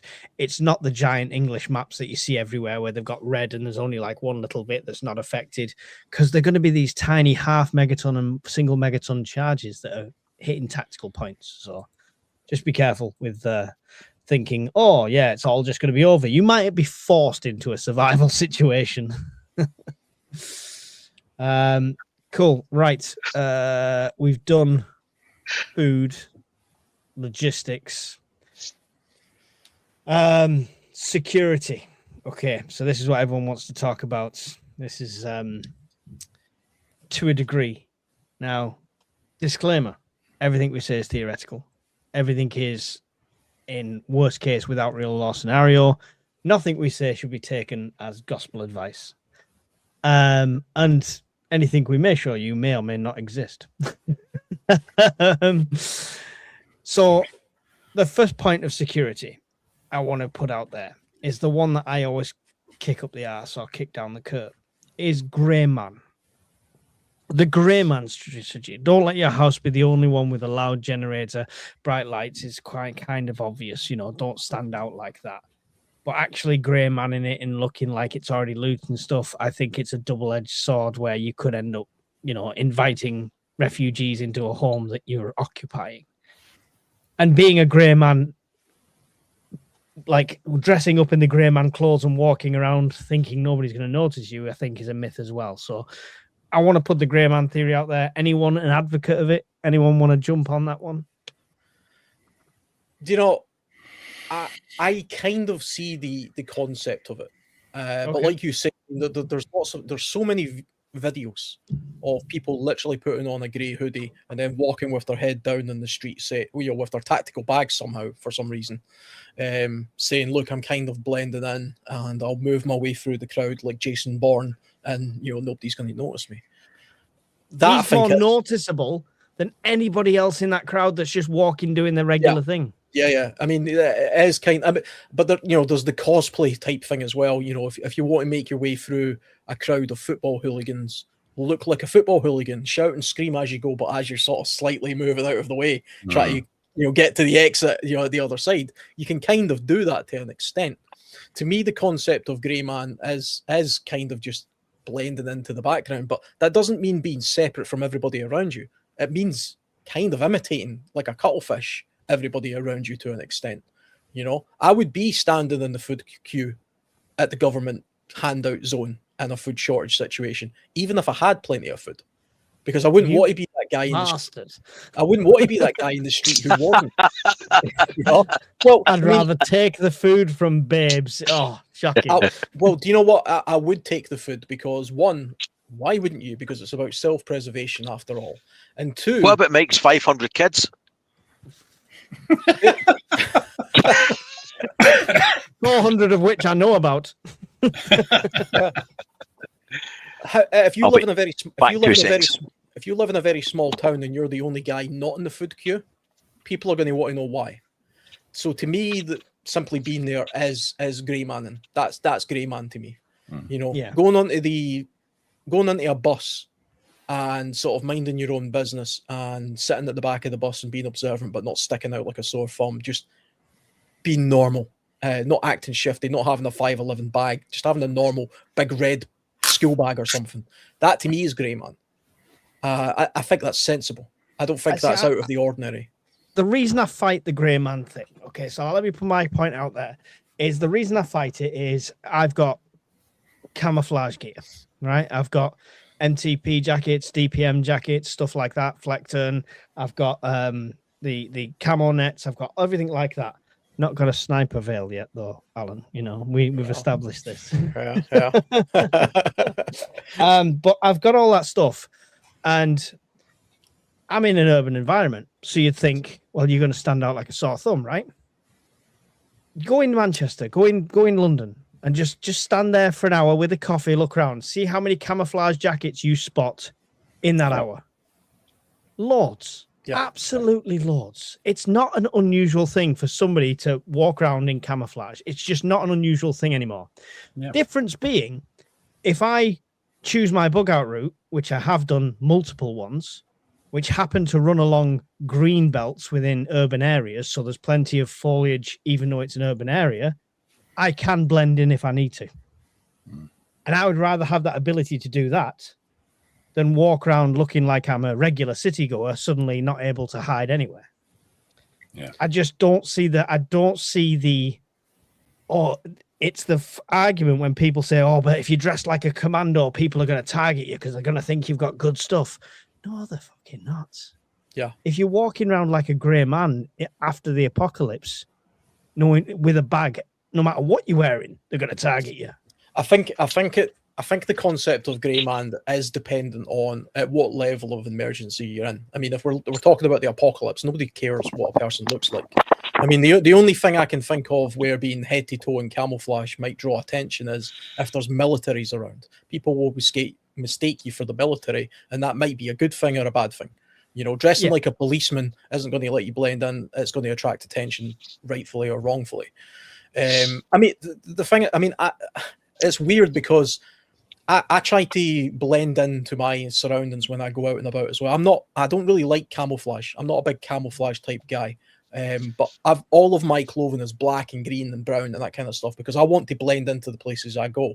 But I also don't want to stick out completely like a sore thumb. You'd be amazed how often I sometimes just put my work high-vis vest on, which I've got in the car when I go into a petrol station, because nobody cares about a workman dressed head to toe in sort of khakis and sort of scruffy, dirty-looking clothes. They just assume I'm some sort of worker, not a guy creeping around the woods.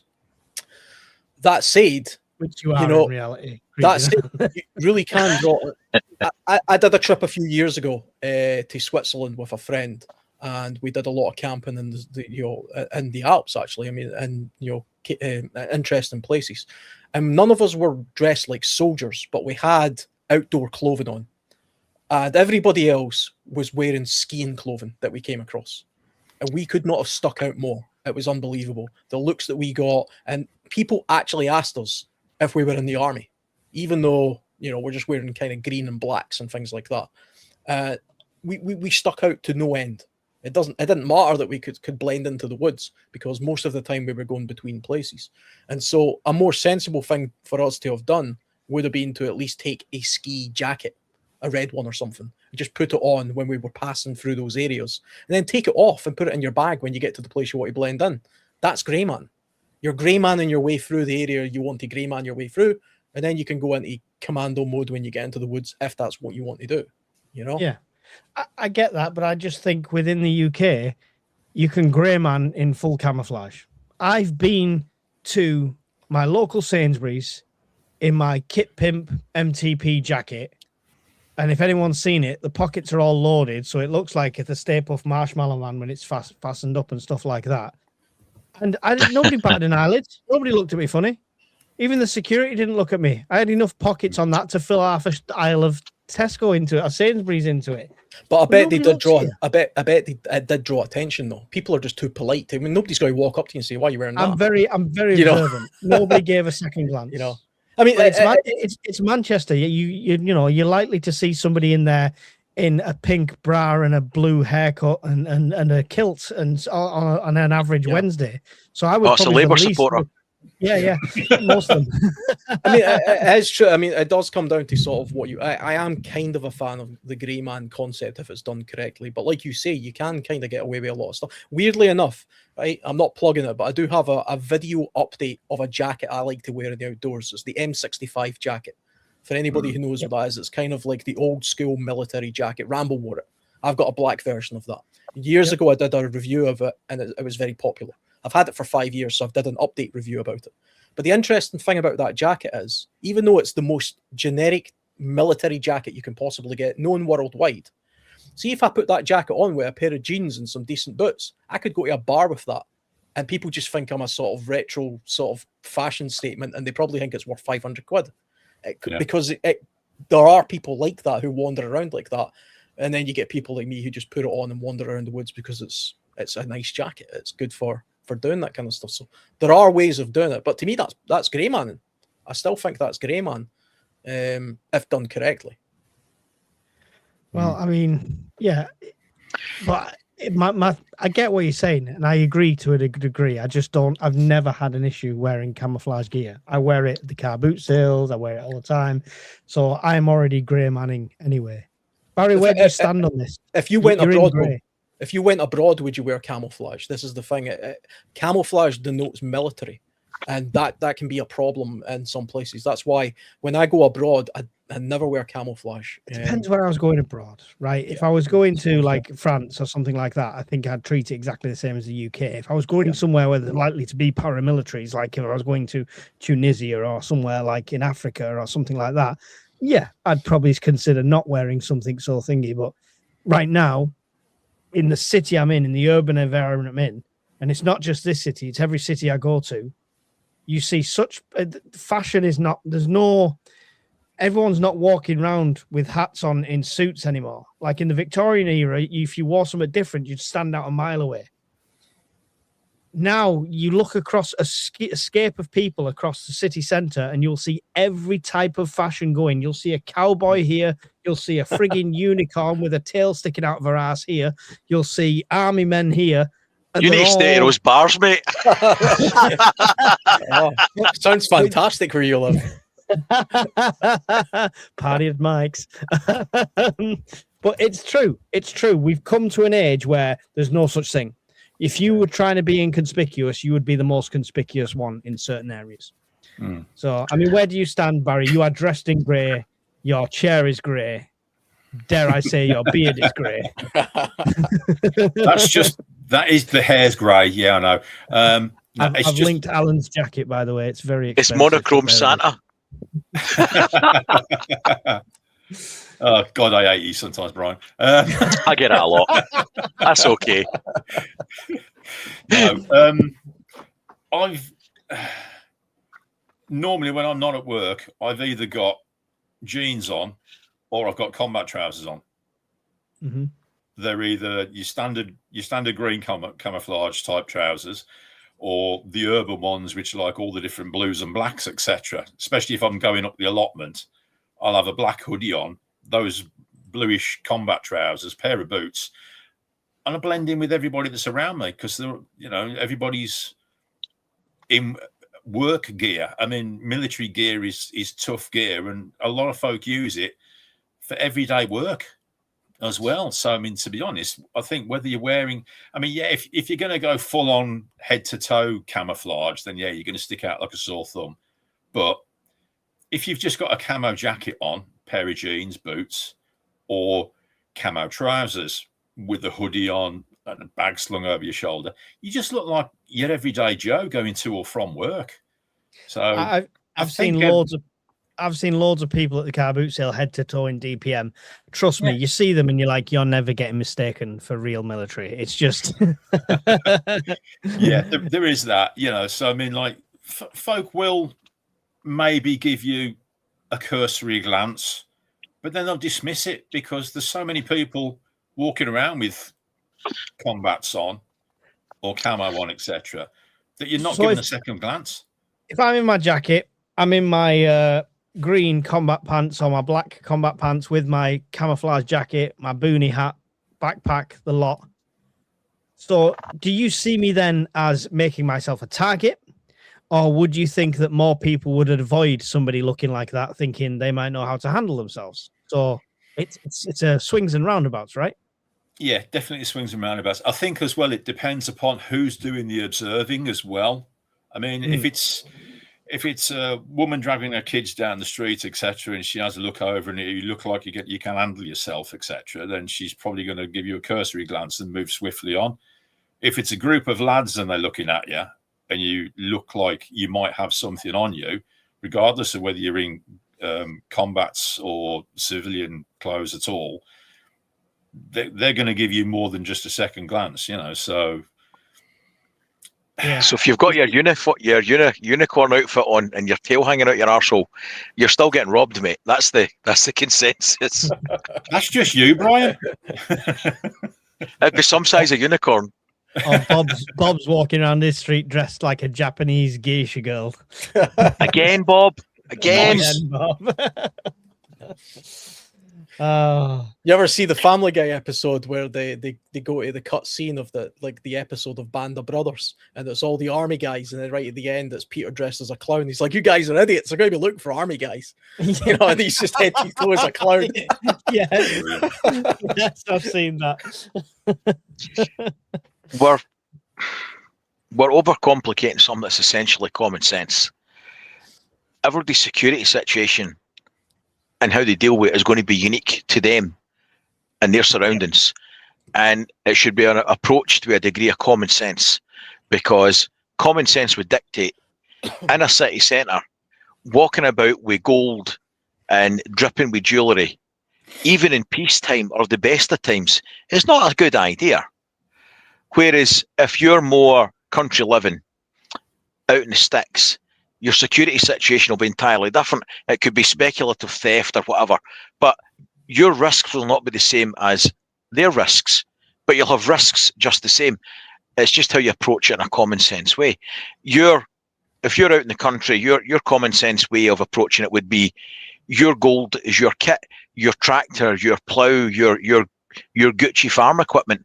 You're not going to put that out in public display for somebody to roll up with a trailer and steal it. Whereas if you've got a Rolex on or a tag watch, walking through Manchester at 1 o'clock in the morning pissed, it's a bad call. So it's just common sense. Yeah, I think you do have to. not that I've not done it, but see, because we're talking about clothing as well, you do have to put some serious consideration into having appropriate clothing to suit the scenarios that we're talking about, like that we're likely to be in. I mean, if you're genuinely talking about bugging out, for example, in our weather, you're going to have decent clothing in order to do that. You can't just do that in a pair of jeans and a normal hoodie. That might get you by in an urban area where you've got a warm house to go back to. But if people are seriously thinking about a prolonged period of civil unrest or periods of time where you're going to be exposed to the weather or the elements, you're going to have clothing that can withstand that. Take some rough and tumble. You're not going to be saturated and freezing to death because you're wearing nothing but cotton. You're going to have footwear that can go multiple miles, not just something you can nip to the shop in. So you're going to have some sort of outfit. I mean, I genuinely have a sort of thing in mind where if it all went to hell and we were all living hiding for the Russians, Red Dawn style, I've got a uniform I would put on. It's not a real uniform, but it's an outfit. Skin suit, innit? It's an outfit, but it's an outfit that it's a mini skirt, isn't it? It's an outfit I know I can move comfortably through nature and maintain easier, and it's not going to kill me. It's not going to be a detriment to me, and everybody should. Mike, I think it really is a miniskirt. Well, it's just a short kilt. If it's tartan, it's just a short kilt. If it's pleated in it and wearing knee-high socks, though, it's a different kettle of fish there, Alan. And that's when the fireside took a dark, sinister turn. With 343 people coming towards this car crash. No, there is 343 people here, which is absolutely awesome, by the way. So I really do appreciate all the support. It's probably worth mentioning, Mike, just out of interest, we've been accused in the past of not taking prepping seriously. You can still take prepping seriously and have humour, albeit gallows humour, because in the very worst of times, if you're not laughing, it's even worse. So when we do a fireside, it tends to be with an element of humour, and some people don't like that. Well, I mean, look behind me, look behind Alan, look behind Brian. If we're not taking this seriously, it's a fucking expensive joke. It's cost us a fortune. So yeah, but you can't see what's behind that blackout curtain. I know. Yeah, that's look, the whole idea. No, I mean it is. We try and see the light side of it. We try and joke about it. You know, you've got to laugh, otherwise you'll cry with stuff like this. This is really serious stuff we're talking about. We'll genuinely give you serious advice all the time. Then we can. When we get together, we have a laugh about it. This is why the Prepper Meet's great. The 340 people in here, I bet one of you has not booked your tickets for the Scottish Prepper Meet, which are still available. Go to ukpn.org, go to the shop, and on the front page, you'll find the tickets for the Prepper Meet. £35 for the full bank holiday weekend, per pitch, not per person. So bring the whole family for a bank holiday in Scotland. There's no midgies. We've organised so the midgies don't turn up. So Yeah, that's a lie. I might not have done that. But £35, the whole family, bank holiday weekend. Come and join it. There's still tickets available. And I'm going to do my own plug, so screw you guys. I've put a link into my Patreon where you can win this awesome Smith & Wesson knife and head torch and about £100 worth of stuff in a mystery box as well this month if you sign up before the 10th. So It's there a you go. very cool looking knife. We were checking that out yesterday on the other live. I need to send you the link. It's actually it's really. I'm going to get one myself. I'm hoping whoever wins doesn't claim it. So- it's happened before. No, I'm joking. I am going to get one myself as well, though. Speaking of knives, this is where we're devolved into chaos, right? And people saying, "I'm just going to shoot somebody with my crossbow," or and things like this, right? Home security, right? Because this is what we need to talk about. None of us here, by the way, are going to divulge everything we've got. So if you think you're going to come and steal my beans, good luck, so on and so forth. We're going to talk in general terms, okay? Preppers generally are looking at bored things and bladed things, right? In general, in this country. There's other things you can get, firearm certificates, etc., but you can't have that. That's only for sporting things. So that's what generally they're looking at. Is it realistic to try and defend in any sort of way, like if it was Red Dawn kind of thing? Brian, do you think what is it? As a survivalist, do you roll over and do as you're told to survive, or is it go into the woods and Wolverines it? If you think of the age that we live in, right? When Red Dawn, for example, since that's come up, when that was made, there was no drones flying that you couldn't see, right? Thank you, Rockstar Chef Dora. You're a legend. Thank you so much.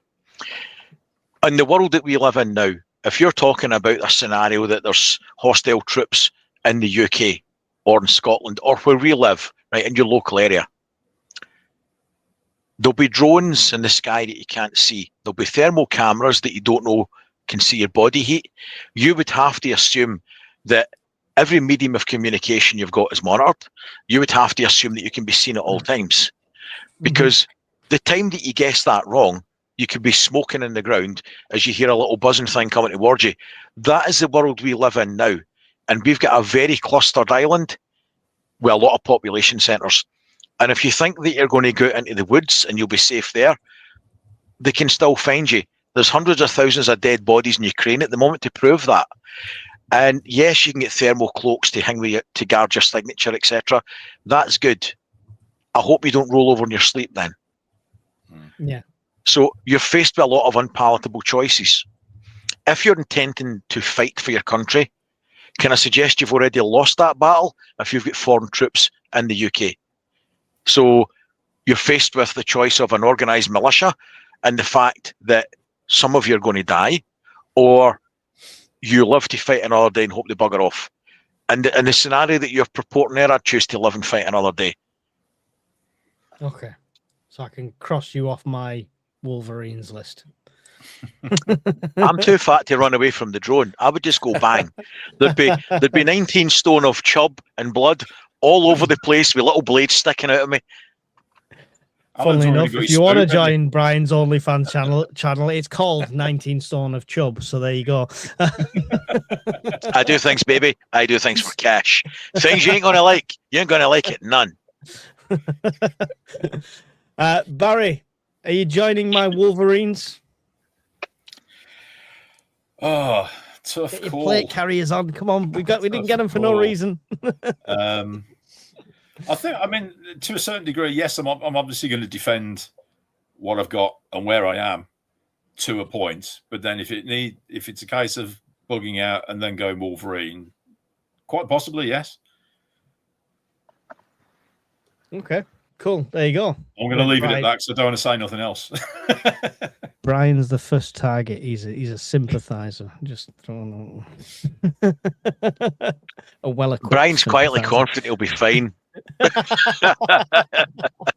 Just going to throw power banks at them.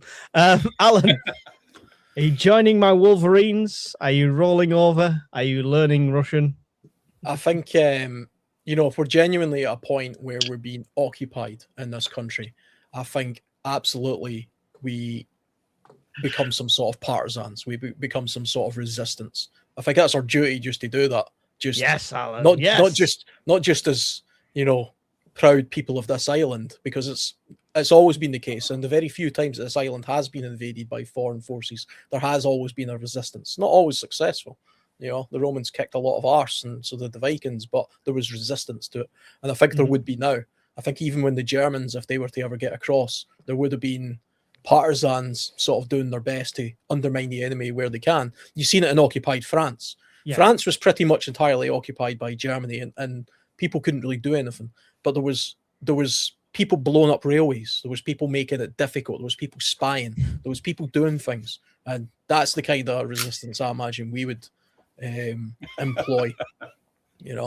But Brian's right. I mean, we live in we've all seen these videos. The idea of running off to the woods with your shotgun and thinking you're going to fight the Russians is not happening. A thermal drone will find you and kill you. Yeah. You know what I mean? And if it's the Chinese that are invading us, they'll have swarm drones, they'll have all sorts of stuff after you. So it would be a case of doing it in plain sight. Kind of the Grey Man thing again, where you are doing things. It would have to be a different form of warfare, like is waged with us, so it's exactly the same. Yeah. There is a genuine argument for people who kind of just go with the flow. Okay, I'm occupied. In order to I'm not going to be occupied forever. The war will one day end, so I'm just going to play along, and I'll join the local sort of police force that they've set up and do that kind of thing. People did do that during the Second World War, and it didn't tend to end very good for them.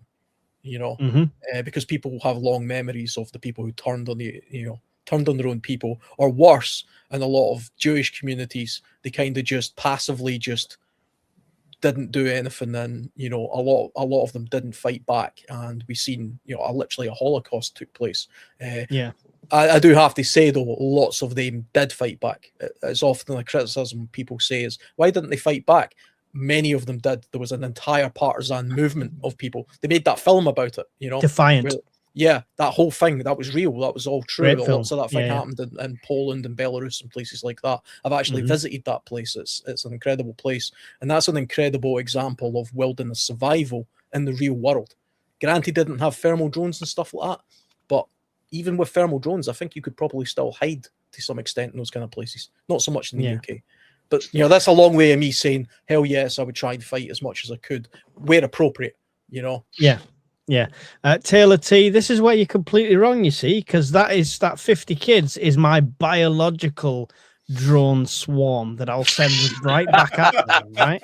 You imagine 50 mini mics with little Mora knives in their hands, $5.99 each, bargain, not a problem. Just send them in a swarm. It's fine. I'm ready. I'm ready.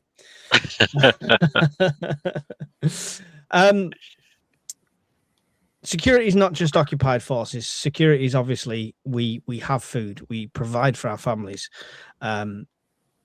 We know that 90% of the people on our streets, in our towns, in our neighborhoods don't. And desperate fathers, desperate brothers, desperate sons will do anything to make sure their family's fed. Yeah. So we have to think about home security visually and physically, and when to stand and when to run away as well for our own population. Timeline on that though. Barry, do you think it'd have to be completely rule of law out the window? I mean, they're going to target. We know they're going to target Greggs and Shoe Zone before they start going door to door, right? Because that's the way the UK works. But are we a target? Is it is it a dangerous thing? Is that going to be the case? Is neighbours going to be trying to get in? It won't happen to start with. Like you say, it'll happen maybe a few weeks to a month or so down the line once everything has broken down properly, when there's no more rule of law, there's no more government saying, right, go to this point here and collect your rations for the week or whatever, etc. When they start going door to door, yeah, that's when things are going to start getting a bit serious. But yeah, I'd say probably about a month after it's all gone pear-shaped. That's the kind of timeline I'd be thinking of at the moment. But I mean, you guys, I mean, you may well disagree. I mean, you've got more intelligence than I have, so Not at Yeah. all. I mean, I don't want to say yeah to the intelligence. So. Wow, that's cold, Mike. What a crotch punch. yeah. Jesus. Thanks, mate. Mensa Mike puts the boot in. Yeah. Bad timing. Very. You practically said Barry go sit in the corner with the hat on. I was don't go, Barry. No, I was saying, yeah, it's a good point. The month, though, I think that I don't know if the month is too extreme. We saw people fighting over water in Spain within 3 hours. Brian, do you think blitz mentality? I want to be positive and think that communities would come together. I think community, where you live is different from where I live. Where I live is different from where Barry lives. Human nature, by and large, doesn't change. Desperate people do stupid shit that they normally wouldn't do by motivation. If they're that desperate, you need to find a motivation to encourage them not to do it. Mm-hmm. However, neighbours can be a threat, or neighbours could be a community ally. And you'll know your neighbourhood better than anybody else. Whether that's we're talking the row of your houses, your street, your village, right? And that would be as far as I would take the concept for this discussion. But essentially, you've got to sleep. Your family's got to sleep.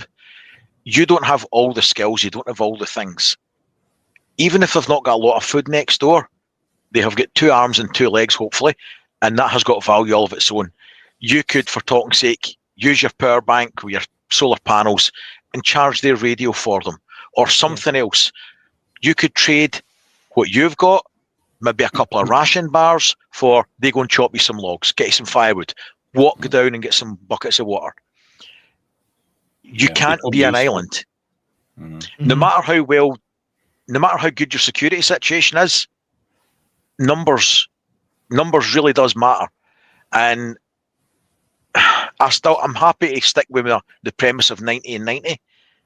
90% in 90 days. If it was a really bad event, but if we're talking a conventional war, I don't think the blitz mentality and spirit of good old Blighty exists anymore, because we've got a fractured culture that has lost. But I'll expand on it. I was just going to put in the point that if we look at Ukraine, maybe their culture was a Western culture before, and maybe similar sort of thing, and it's took the war to bring that out of them, and they are much more of a community now, where they've had to police themselves, they've had to catch the burglars in their own communities, they've had to come together when heating's going down, stuff like that. So it's kind of grown this blitz mentality by being forced into that situation. The easiest way to answer that would be with a question. Do you think that would work in the town or area where you live in? Small scale, my street, yes, manageable. Large scale, the town, no. Yep. Too many. There's okay. Yes, to a degree, but there's too many factions that already. I'm going to use the word factions because that's the safest way. There's too many factions that already exist that will have already come together as communities that will be enforcing their own laws. When we wax lyrical about the blitz mentality, Snip that clip. That's a clip bit. That. When we wax lyrical about the good old days and the blitz mentality, and your house has been blown up, and dear old Ethel next door brings you a cup of tea. Reality check, folks, that's gone. That society doesn't exist anymore, because that society was before multiculturalism was a blue-haired woke great idea that's not a good idea and hasn't worked. So that sense of community is broken because that community doesn't exist anymore. You can't have a sense of community when you don't have community. That is the big problem. And that'll be area by area. Not every area is going to be the same. Not every part of the country, not every street's going to be the same. So that's why your security situation is going to be unique to your area and the people around about you. But I genuinely think that the blitz mentality and spirit that you had in the Second World War cannot be a thing now because of how fractured the country is. And also, at that time, people were more self-sufficient. They could do things for themselves. They understood how to cook, how to grow. And I mean cook, not heat something in a microwave. They were resilient people because they had to be. Whereas now people expect, know their rights, and entitled to everything, but deliver nothing in return. The simple concept of please and thank you is largely forgotten. So that's what I think. How quickly would that learning curve change? This is what I'm saying with Ukraine and what they went through. Big city environment, similar sort of culture. I'm sure the kids were all the same around there. I'm sure the teenagers were the same. I'm sure they had the same sort of issues. How quickly do you think that their culture's not the same though? That is the problem. Theirs isn't. Right. They haven't had the open door policy that we've had for 20 years. They were much more rigid in the application of who they let in and the common sense approach in which they took. We haven't had that. And anybody that dissents here that says it's a bad call, that we should be more sensible and realistic, is largely badged a racist or other horrible shit. Yeah. So I think that, like I said earlier on, your situation is unique to you and your area. Their situation is entirely unique to them, whereas ours is different, and yours is different from mine, and mine is different from Alan's, and Alan's is different from Barry's. So part of your preps is knowing the ground that you're in and the ground truth that revolves round about you. And that's as much an important prep as any tin of beans or a tin opener or a box of matches. You've got to know who's round about you. Honest self-assessment of the situation. Yeah. 100%. Alan, everyone's the hero of their own story, though, and they're just going to fight off the hordes at the door with a crossbow like Daryl from Walking Dead. So it's not an issue, right? Yeah. I mean, I think all of us know that the lone wolf mentality, I'll sort of defend, pull up the drawbridge, defend my own castle type stance will only go so far. I mean, I do genuinely believe you have to be on more of an offensive sort of posture in these kind of situations. You have to be prepared to defend what you've got and what you have. You genuinely can't be a pushover. You do have to use some sort of force, whether that just be having red lines that you've drawn for yourself. Nobody gets past my perimeter. This is my gate, and if somebody does, I'm going to act very aggressively. How you do that will depend on the nature of how far into the situation we are and who it is you're being aggressive with. But if you're just a lax pushover, people are going to take advantage of that, because, I mean, it's kind of like what Brian's alluding to.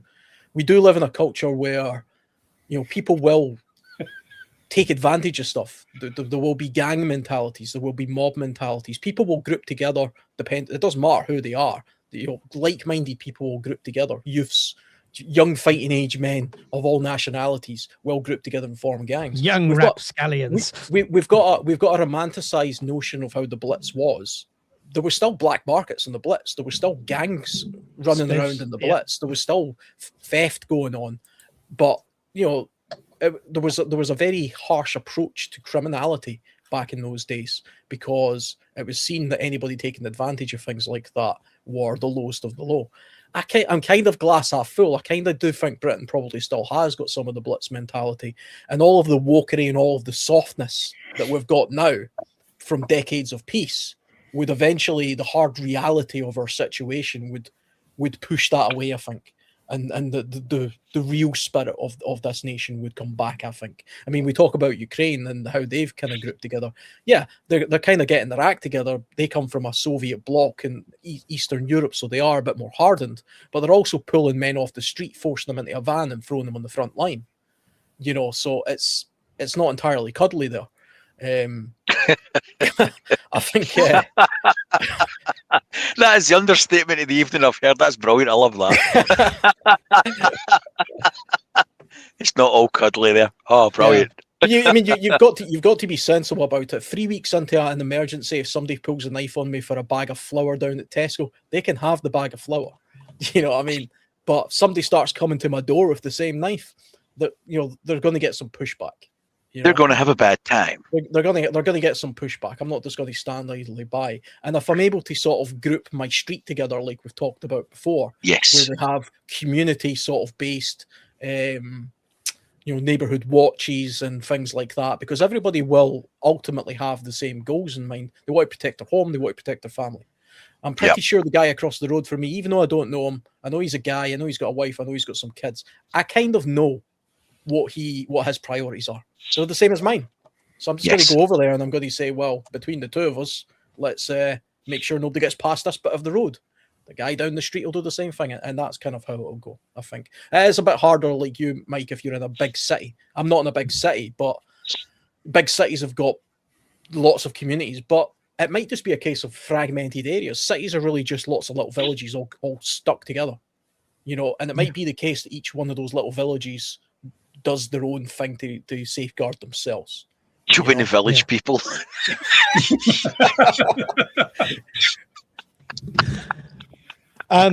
It's. I want to be the cowboy one. I've got the hat and everything. I imagine them little communities that stick together in where I am, it would be very much the case because it's already like that. There's already very segregated like areas. But it's not like uncommon knowledge. But there's also bad blood between some of them areas already. In a situation like that, it's an excuse for that bad blood to spill over. And I think it'd be a very hostile environment. Feudal. You would see. We all know we would see mass criminality. That's for sure. I mean, you can look at it in microcosms across other places. During, if you look at New York, for example, when they were having like downturns, there was like Italian communities, the mafia and stuff like that. They would run their own sort of neighborhoods, and then you would have Russian gangsters, and then you would have other people doing whatever, and they would all compete with each other. They would run black markets, and they would kill each other sometimes. You see the same sort of thing in Northern Ireland, where they literally built walls across roads and said, if you step over this, we're going to shoot you. I mean, that was Britain. That is Britain, and I think we would see some of that. How bad it would be, I don't know, but the chances of you being an outsider and just observing all of that, like a lone wolf type person saying, well, you guys just do what you want, I just want to protect my own little bit over here, that's a no-go. That would actually do you more harm than good. Yeah, that would do you more harm than anything. Yeah. Okay. Cool. The fundamentals of security, like locks on your doors and all that, we don't need to do. We've done many podcasts on them before, so we'll glaze over that. That's, again, it boils down to what Brian said and what I've said before. Do an honest assessment of where you are, your area, the security risks, what you can physically do, and is it worth trying to fight 5 guys at the door, or is it much better to slow them down and get out the back? All right, and live to fight another day. So, honest assessment. The last thing I want to cover, I know we've been going a while, we'll end soon, is the health gap. So cyber attacks is part of this warfare thing, and we all know the NHS is on the verge of collapse every 2 days anyway, not including potential power outages, not including anything like that. A cyber attack could cripple the NHS, I have no doubt. Easily. And I have extreme doubts on how cyber secure they are. So I see it as a general realistic threat. What happened? What did I miss?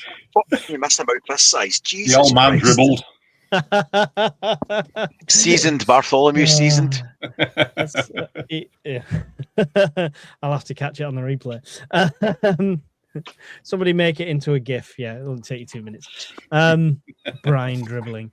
So yeah, the health side of things. I'm lucky at the moment. I don't have any prescription medications that is vital to our survival. We have a prescription medication that goes in the fridge, but it's a quality of life thing more than a survival thing. So we're lucky that way. But medical preps is a big thing. Alan, what kind of things, without an NHS to support you for a month, Yeah. what kind of things should you have? Again, I mean, if you've got a very specific medical need, obviously you should have as much as that as possible. I'm thinking sort of people with type 1 diabetes, people who have got very specific heart medication, something like that. Do everything you possibly can to stockpile in that, whether you're allowed to do that or not, right? I would just say do it anyway, right? I'm not giving legal advice. My legal advice is to ignore the law and stockpile as much as your own medication as you possibly can. Because that's the thing you depend on.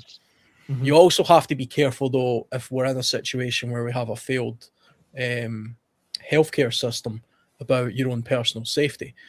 I mean, I touched on this a little bit about the way it's easy to pick up cuts and scrapes when you're out in the wild.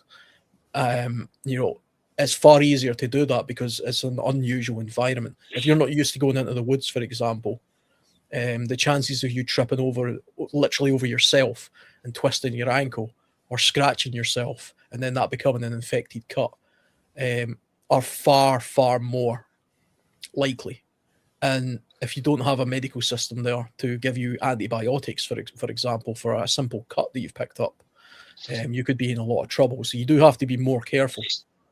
Again, that's just a kind of common sense thing. Whether you want to stockpile things like antibiotics if you can get a hold of them or other drugs, I suppose that's entirely up to you. Personally, I don't do that. The only thing I've got a little bit of a stockpile of is I've got like aspirin and things like that. I don't need that though. I don't have a medical condition yet at my age, and neither does anybody in my household. It's coming. It's coming soon, Alan. But that's right the thing, to your door. It is coming to us all. It's coming to us all. And I think you've made the point before, Mike, that the number one thing that every prepper, every survivalist, every person should do, but nobody wants to talk about, is be as healthy and fit as possible. And then a failed Preaching in the medical choir, system. guys. You're preaching in the choir. 360 people is about to drop down to 7 because he said the fitness word. Yeah. Take it to the limit. It's the ultimate health safeguard. It's the ultimate thing, Yeah. have a good immune Definitely. system. It's eat healthier and look after yourself more. Says me who drinks beer while I sit here talking about it, but Oh, yeah, That's fine, though. That's all right. That's all right. That's fine. everything's moderation, right? It's not Yeah, yeah. asking you to be super fit or anything. it's when I'm like on the that. hard spirits or I'm drinking the camp stove stuff, then you know I've lost it. You'll know it's hitting the fan then. So yeah, the antibiotics, I would definitely recommend people looking at Neosporin. You can get it on eBay in this country. You can also get a version of it, like a triple antibiotic cream, which is not Neosporin, but it's similar sort of stuff on Amazon and things like that. That's the safest, easy way to have, like, if you've got a cut or a wound, that on it is potentially stop you needing more antibiotics. Other things are you can go on a sailing adventure or be booking a sailing adventure around the world. So then you can get a pack from a GP. Is it MedMD, Brian? Anytime doctor. Anytime doctor. Yeah. That's the one. Yeah. Yeah, you can go on there and let them know that you're going to be nowhere near a doctor for several weeks. So they'll sell you a pack of overpriced medication, which contains antibiotics. A range of antibiotics. A range of antibiotics. There you go. So there's all sorts of ways. The old fish antibiotics thing is no longer. That's thing. gone. That used to be a thing. That's gone now. Barry, medical preps. You kind of in that industry or within that industry. So it must Barry's be a drug dealer. Yeah. Cover blown. Thanks, Ryan. Well, Straight, that's it. Straight snitch. Look at that. Bones drug dealer.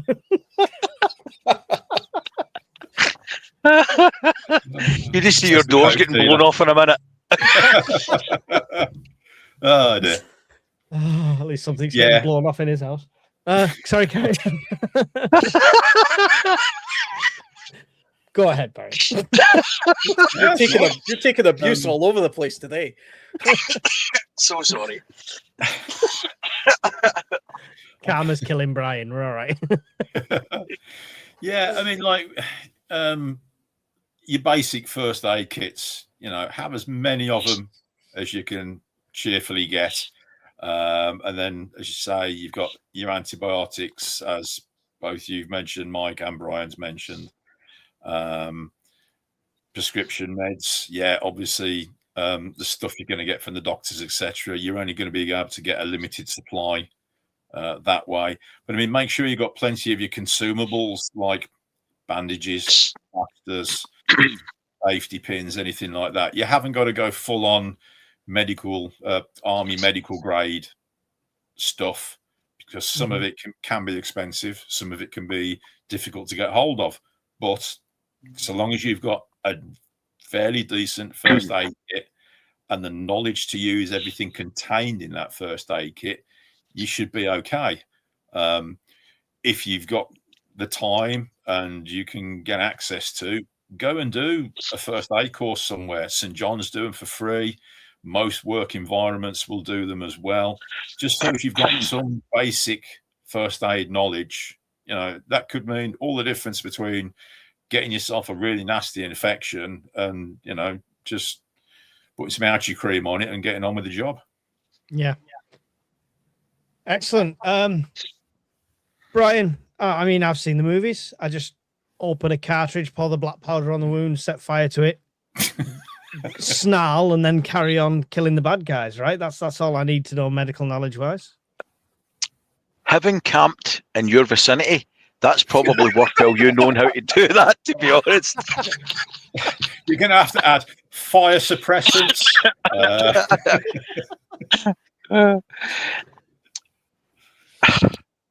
Don't stock what you've not been trained to use, like Barry just said. And be realistic.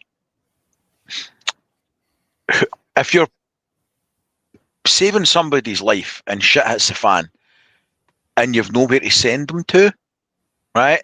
So they've got a compound fracture exposed through the skin, right? But you've done a one-day workplace health and safety course, first aid course, and you've got like a box of plasters, right? And the thinnest of crap bandages. But you've saw on YouTube or watched a film and you're going to reset that fracture with some twigs and shit, right? Before you send them to what? The imaginary doctor that's going to come out in a horse or something? Absolute bollocks. Stick to the simple stuff. Stick to within your skill set, right? Burns, small wounds. If you've got tourniquets you've been trained to use, good tourniquets, then keep them. But bear in mind, if you've got nobody to send them to, what are you putting it on for? I mean, if you're saving somebody's life to stop the red stuff coming off and the hospital's got blown up 6 weeks ago, I mean, at some point there's a kindness involved here. Can I suggest? That's a hard call to make with family. But yeah. Be aware. Then you just put it into the hot coals and cauterize it like the Romans did, and there you off you go. I learned all my medical stuff from Rambo and Spartacus. You can cauterize a wound with gunpowder. That is a real thing, by the way. I wouldn't recommend that. No. You do. See, the next time I go camping, we used to. If I get as much as a fucking splinter, don't touch me. Stay the fuck away. Mike almost killed himself the very first day we were there. And it was hilarious. That's steep when you come down this. Oh, you fucker! Like that. Oh. Shit, man, you okay? Oh, I'm all right. It's still funny. But lives in our memories rent free. antibiotics and things, I stock. People were asking earlier on. I do stock them, and if you've got an abscess, for talking sake, in your mouth, you can order antibiotics online. I don't think preppers having a stock of antibiotics is going to cause the country to have overnight immunity to antibiotics, right? And antibiotic resistant viruses are going to go through the roof. That's bollocks, right? Yeah. I think it's a control reasonable measure. prep to make. Anytime doctor's really expensive and it's short dates on the antibiotics that you do get, for 99 quid, whilst I've got them, I've got it for there, I won't be buying it from there again. There's easier ways to do it, and I'll leave it at that. Yeah. That's why you need to come along to a prepper meet. We can talk about things. And for the benefit of the video, I'm not qualified to give anybody medical advice, nor do I try, nor is this intended. This is my personal opinion. As the disclaimer says across the bottom. I've got a cupboard full of medical stuff, but I haven't got like a sucking chest seal unit and stuff like that in there because, you know, what am I going to do after I apply that? Like you say, it's there's going to be a lot of harsh triage needing to be done in times like that. I have got stapler, a skin stapler, which is, I can't wait to try that. It's probably worse. Everybody should have like a cupboard in their kitchen full of first aid kits anyway. You know, it's just something you should have. You should, you know, whether you ever intend to use them or not, why not have them? Because you could end up in a situation like what Brian's talking about, where we're proper medieval. You know, you've got a bone sticking through your leg, and the only thing you can do is put them in a bed and hope for the best, and a witch doctor comes in and dances around the bed and all that. Hopefully they're not going to die of sepsis or something, which is what people back in the day would have died of, or shock. That's what they still do at the Scottish NHS. I thought that was you're not far wrong. Hey, the last time I went to A&E with a family member who had a broken nose, we were told there would be a 14-hour wait. 14 hours isn't a wait. That's just A&E's closed. In your defence, Alan, 2 sugars means 2 sugars in your coffee. They'll learn. This is what a decent first aid kit looks like. It's got Celox gauze in it, numerous bandages. There's some Israeli bandages in there, a couple of tourniquets, gloves. It's a good first aid kit. And that would be the limit of what I would carry, because it's the limit of my skill set. That's basically it. Lots of things to stop the red shit pouring out of body. Pretty simple. I'm worried now, Alan, because I've no Celox gaze in mine. You've got enough gaze in your life. I'll just.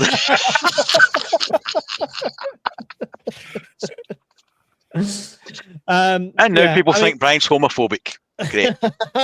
That's it. It's another 2 subscribers you've lost. Or gained. Don't leave. Okay. Oh, and that's when the channel went down the shitter. Again.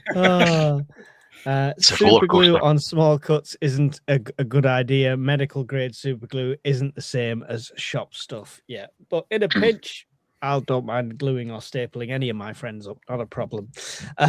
So, yeah, in the gunpowder stuff. The other someone did say DIY dentistry in the chat as well before.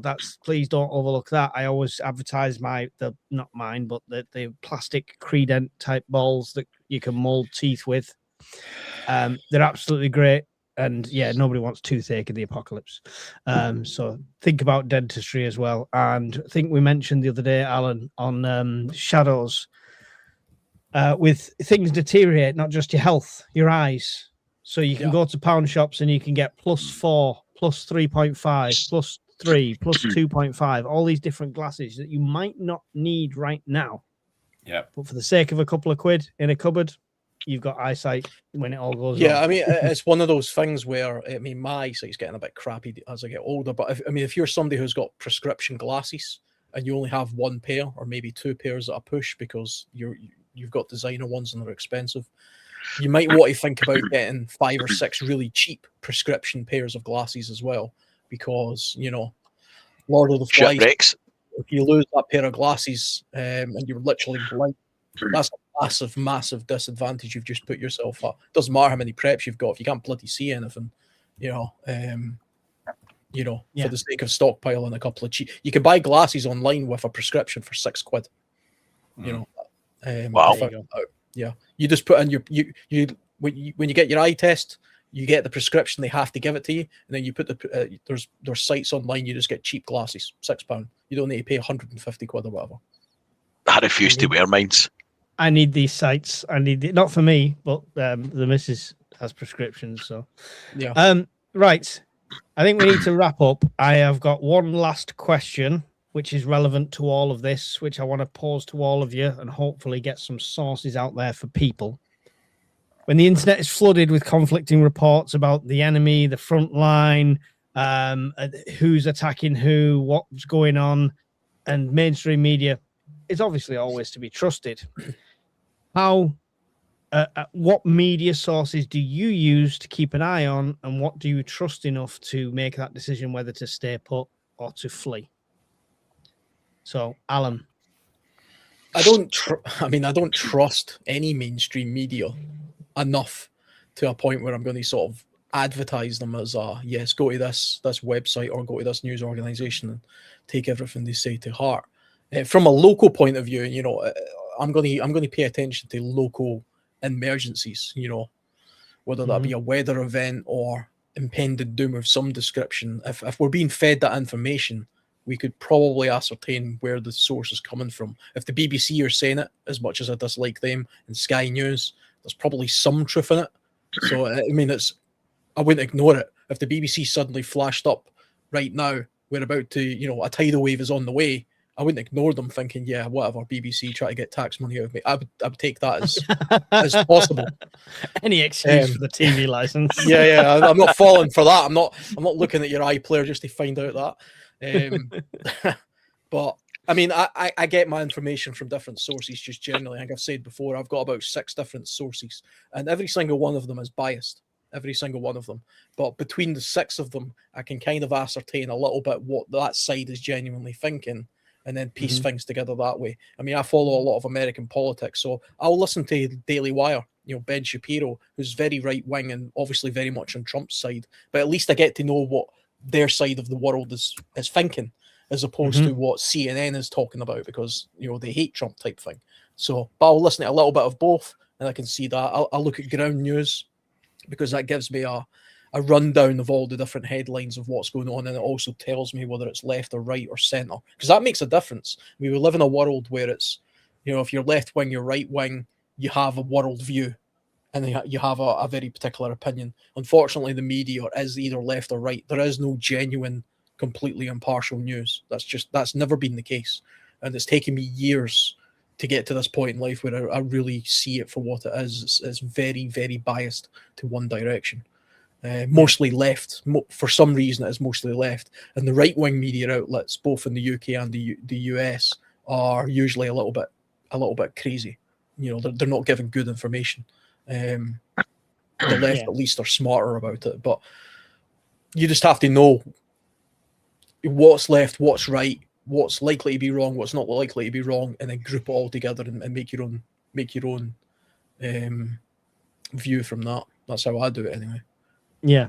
Cheers, Dios, for the 556. I got a skin stapler. Can't wait to try that out. He's quoting me. That must be the best quote for the live stream then. Barry, same question to you. Sources of media, who would you trust and when to flee and stuff like that? Anything you can give to the peoples? I think the more information you get from sources that you feel like you can trust to at least sort of 80 to 90% is going to benefit you regardless. Most everybody's, you know, going to take everything that the British Bias Corporation is going to pump out. They're going to take that with a pinch of salt. I'm fortunate that obviously with my profession, I've got access to emergency services, communications. So, you know, I can listen out for stuff along those lines. And let us know accordingly, of course. Oh, I would do. Absolutely. I mean that's what the Discord's all about. It's about sharing information, knowledge, etc. And if something we can say saves a life potentially, then that's can only be good. So yeah, local knowledge as well is going to be your main topic you want to be listening to. It's no good listening to the BBC or whoever if whatever they're telling you is 400 miles away and it's not going to affect you.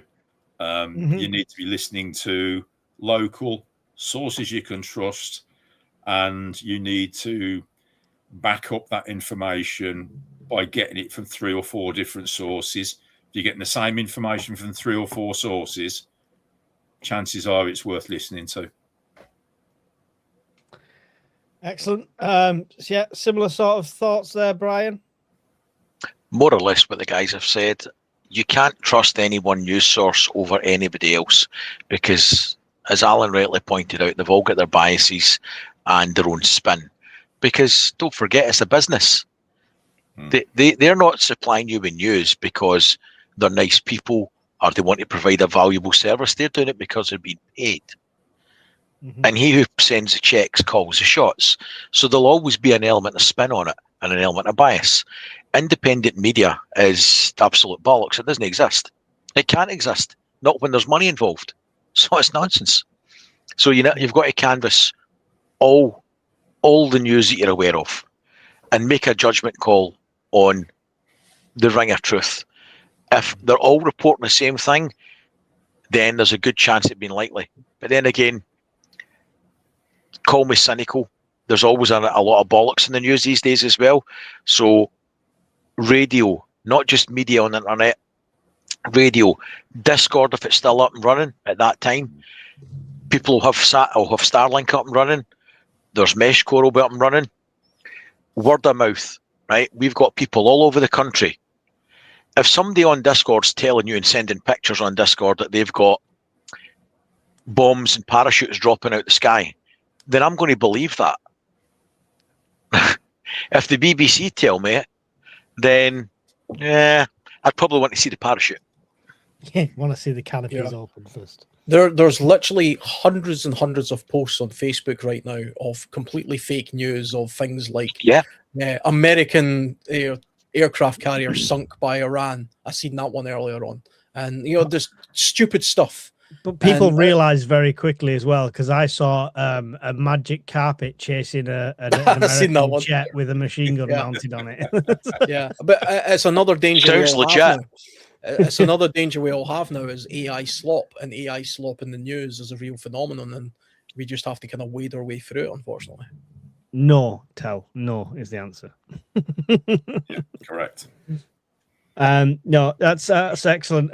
331 people in here still. We are just about to end. Please stick around, and the guys can quickly tell you about their channels. First of all, I'd like to tell you about Miss Worm's channel, publish author, awesome chief moderator, keeping all our other moderators in check, and of course all of you guys in check as well. John Platt, thank you for the gifted membership, whoever lands that one. So yeah, go and check out her book online. Go and check out her channel at Miss Worm, which is growing exponentially at the moment. So get in while the getting's good. It's great. You might want to listen to it at bedtime. I like to listen while I'm washing up, so go and check out her stories. Brian, tell us about Scottish Prepper 73. 1 minute. He's an asshole. Go. I tend to do things that interest me, so predominantly with a spin on solar power, generator sets, things to make your life easy for the unexpected, freeze-dried food, general news that might affect or make you want to prep, things that are going wrong in the world, things that are going wrong in the country, things that are going wrong in the local area, and projects that I'm doing to try and make my life a bit easier. So, like the next video will be on a diesel heater as a secondary heat source, pumping heat into the house should the grid go down, or my heat pump, which has broke down 3 times in the last 6 months because it's a piece of shit Valiant. There you go. Preps that are practical even now. Barry, elevator pitch, Broadcoat Prepper, go. prepping from the novice point of view, doing it on the cheap, nothing filtered. It's just basically I try stuff out, and if it doesn't work, you guys get to know it, watch it, and have a laugh. There you go. Sold. Miss Worms also posting all these channels as links in there, so make sure you go over and show some love. Alan, the world survivalist, newly hitting his benchmarks, earning his massive big bucks through YouTube. How are you going to generate that cash this week, Alan? It's only thanks actually to these kind of chats coming on here that I've been able to do that, because my channel's years old. I said this in a previous thing, and it was kind of inconsistent, so it's only been in the past sort of 6 or 7 months that I've been speaking to you guys, and the group of people who follow us in this chat have pushed me over the line. Now I've been able to monetize the channel, which hopefully will get me to, push me to do more content. So thanks very much, guys. Thanks everybody for that. My channel is largely based mostly and focused on the wilderness side of things, camping, wildernessy type survival stuff, kit reviews. There's a little bit of talking head stuff in there I've chucked in just to see if that gets any interest. It's good. Keep that up. It's good. Hopefully there'll be a little bit more prepper type stuff as well, a bit more chat like this. And I am behind a little bit with the actual proper camping stuff, which has its own separate audience, but I do have some backlog of that. So hopefully there'll be more of that soon. But it's more camping, wildernessy type stuff than anything else. Excellent. And if you're watching on any of the other channels, I'm Mike, the UK Urban Prepper. My only claim to fame is bringing a bunch of idiots together so I can steal their knowledge and make a channel out of it. So I've done quite well off bringing a bunch of people together and stealing all their knowledge. So instead of plugging my channel, one last chance. If you join Patreon before the 10th, I'm giving away this Nebo head torch, this awesome Smith & Wesson search and rescue knife, alongside lots of other goodies, which are no longer going to be in a mystery box. They're going to be in a mystery dry bag, because I don't have a box. So the dry bag is going to be part of the gift as well. So loads of stuff in there that's going to go to one winner who supports me on Patreon, which is the best way to support me. So with that said, and you know all these guys' channels, there's nothing else to say. Brian, final thoughts and goodbyes? We live in exciting times. Just do what we do. We'll get through it one way or another, no matter what happens, and don't let it overtake your life. Cheers, guys. Excellent. Barry, final thoughts and goodbyes? Yes, thank you guys for having me on again. I know it's few and far between, but real life does get in the way of prepping sometimes. So yeah, thanks for having me on again, and look forward to being on the next one. Barry's just showing off because he's got friends in real life. Alan, final thoughts on this one? I would just say take the time to go outdoors. There's lots of therapeutic sort of aspects to simply just going for a walk in the woods and getting a little bit more back to nature and learning a few outdoorsy type skills. And it'll go a long way to your approach as a prepper as well, because it gives you a little bit of a different perspective on how to prepare. So, and like Brian says, don't let the world's events get you down, because it happens in every generation, and it's just a case of preparing for it as best you can. It's not preparation for me isn't about trying to work out the future. It's just about trying to be as secure in the now as much as I can be to the best of my ability. And you don't have to be crazy about it, even though, like Mike says earlier as well, it's all of us have a bit of a joke about it. But I mean, this is my entire life. It's like I spend all of my time doing this, but I'd like to think I'm not crazy. It doesn't, you don't have to be that way. The stereotypes. It's just a case of Alan, you weren't crazy. Alan's crazy. It's not like I'm luring people to an island or anything. It's So far. Oh, wait a minute. We've done that. we've done that. Yeah, get outdoors and don't worry. Excellent. My final thoughts were the reasons we do all of this is not so you follow exactly what we do. None of us are experts. We're all here to learn as well as teach what we can. Discord's an awesome community, well over 450 people on there now, all with knowledge in different streets and aspects. It's absolutely amazing. And we want to learn from you as well. So get involved with the Discord, get involved with the channel, make prepping normal, make resilience in the UK normal. Talk about it with your friends, your family, your neighbors. You'll fall on deaf ears, but don't give up on them. We won't give up on you. See you in the next one. In Bye, the folks. glow of embers dance, we've prepared for every chance, living simple, living true, with the dream we all pursue.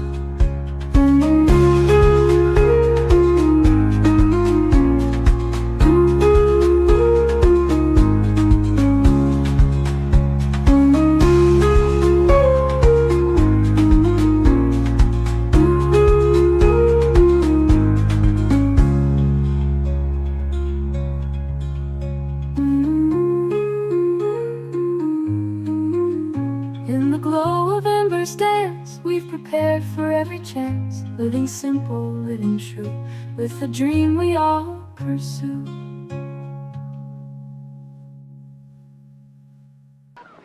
I'm Brian! I'm Brian! I'm Brian! I'm Brian! I'm Brian and so's my wife!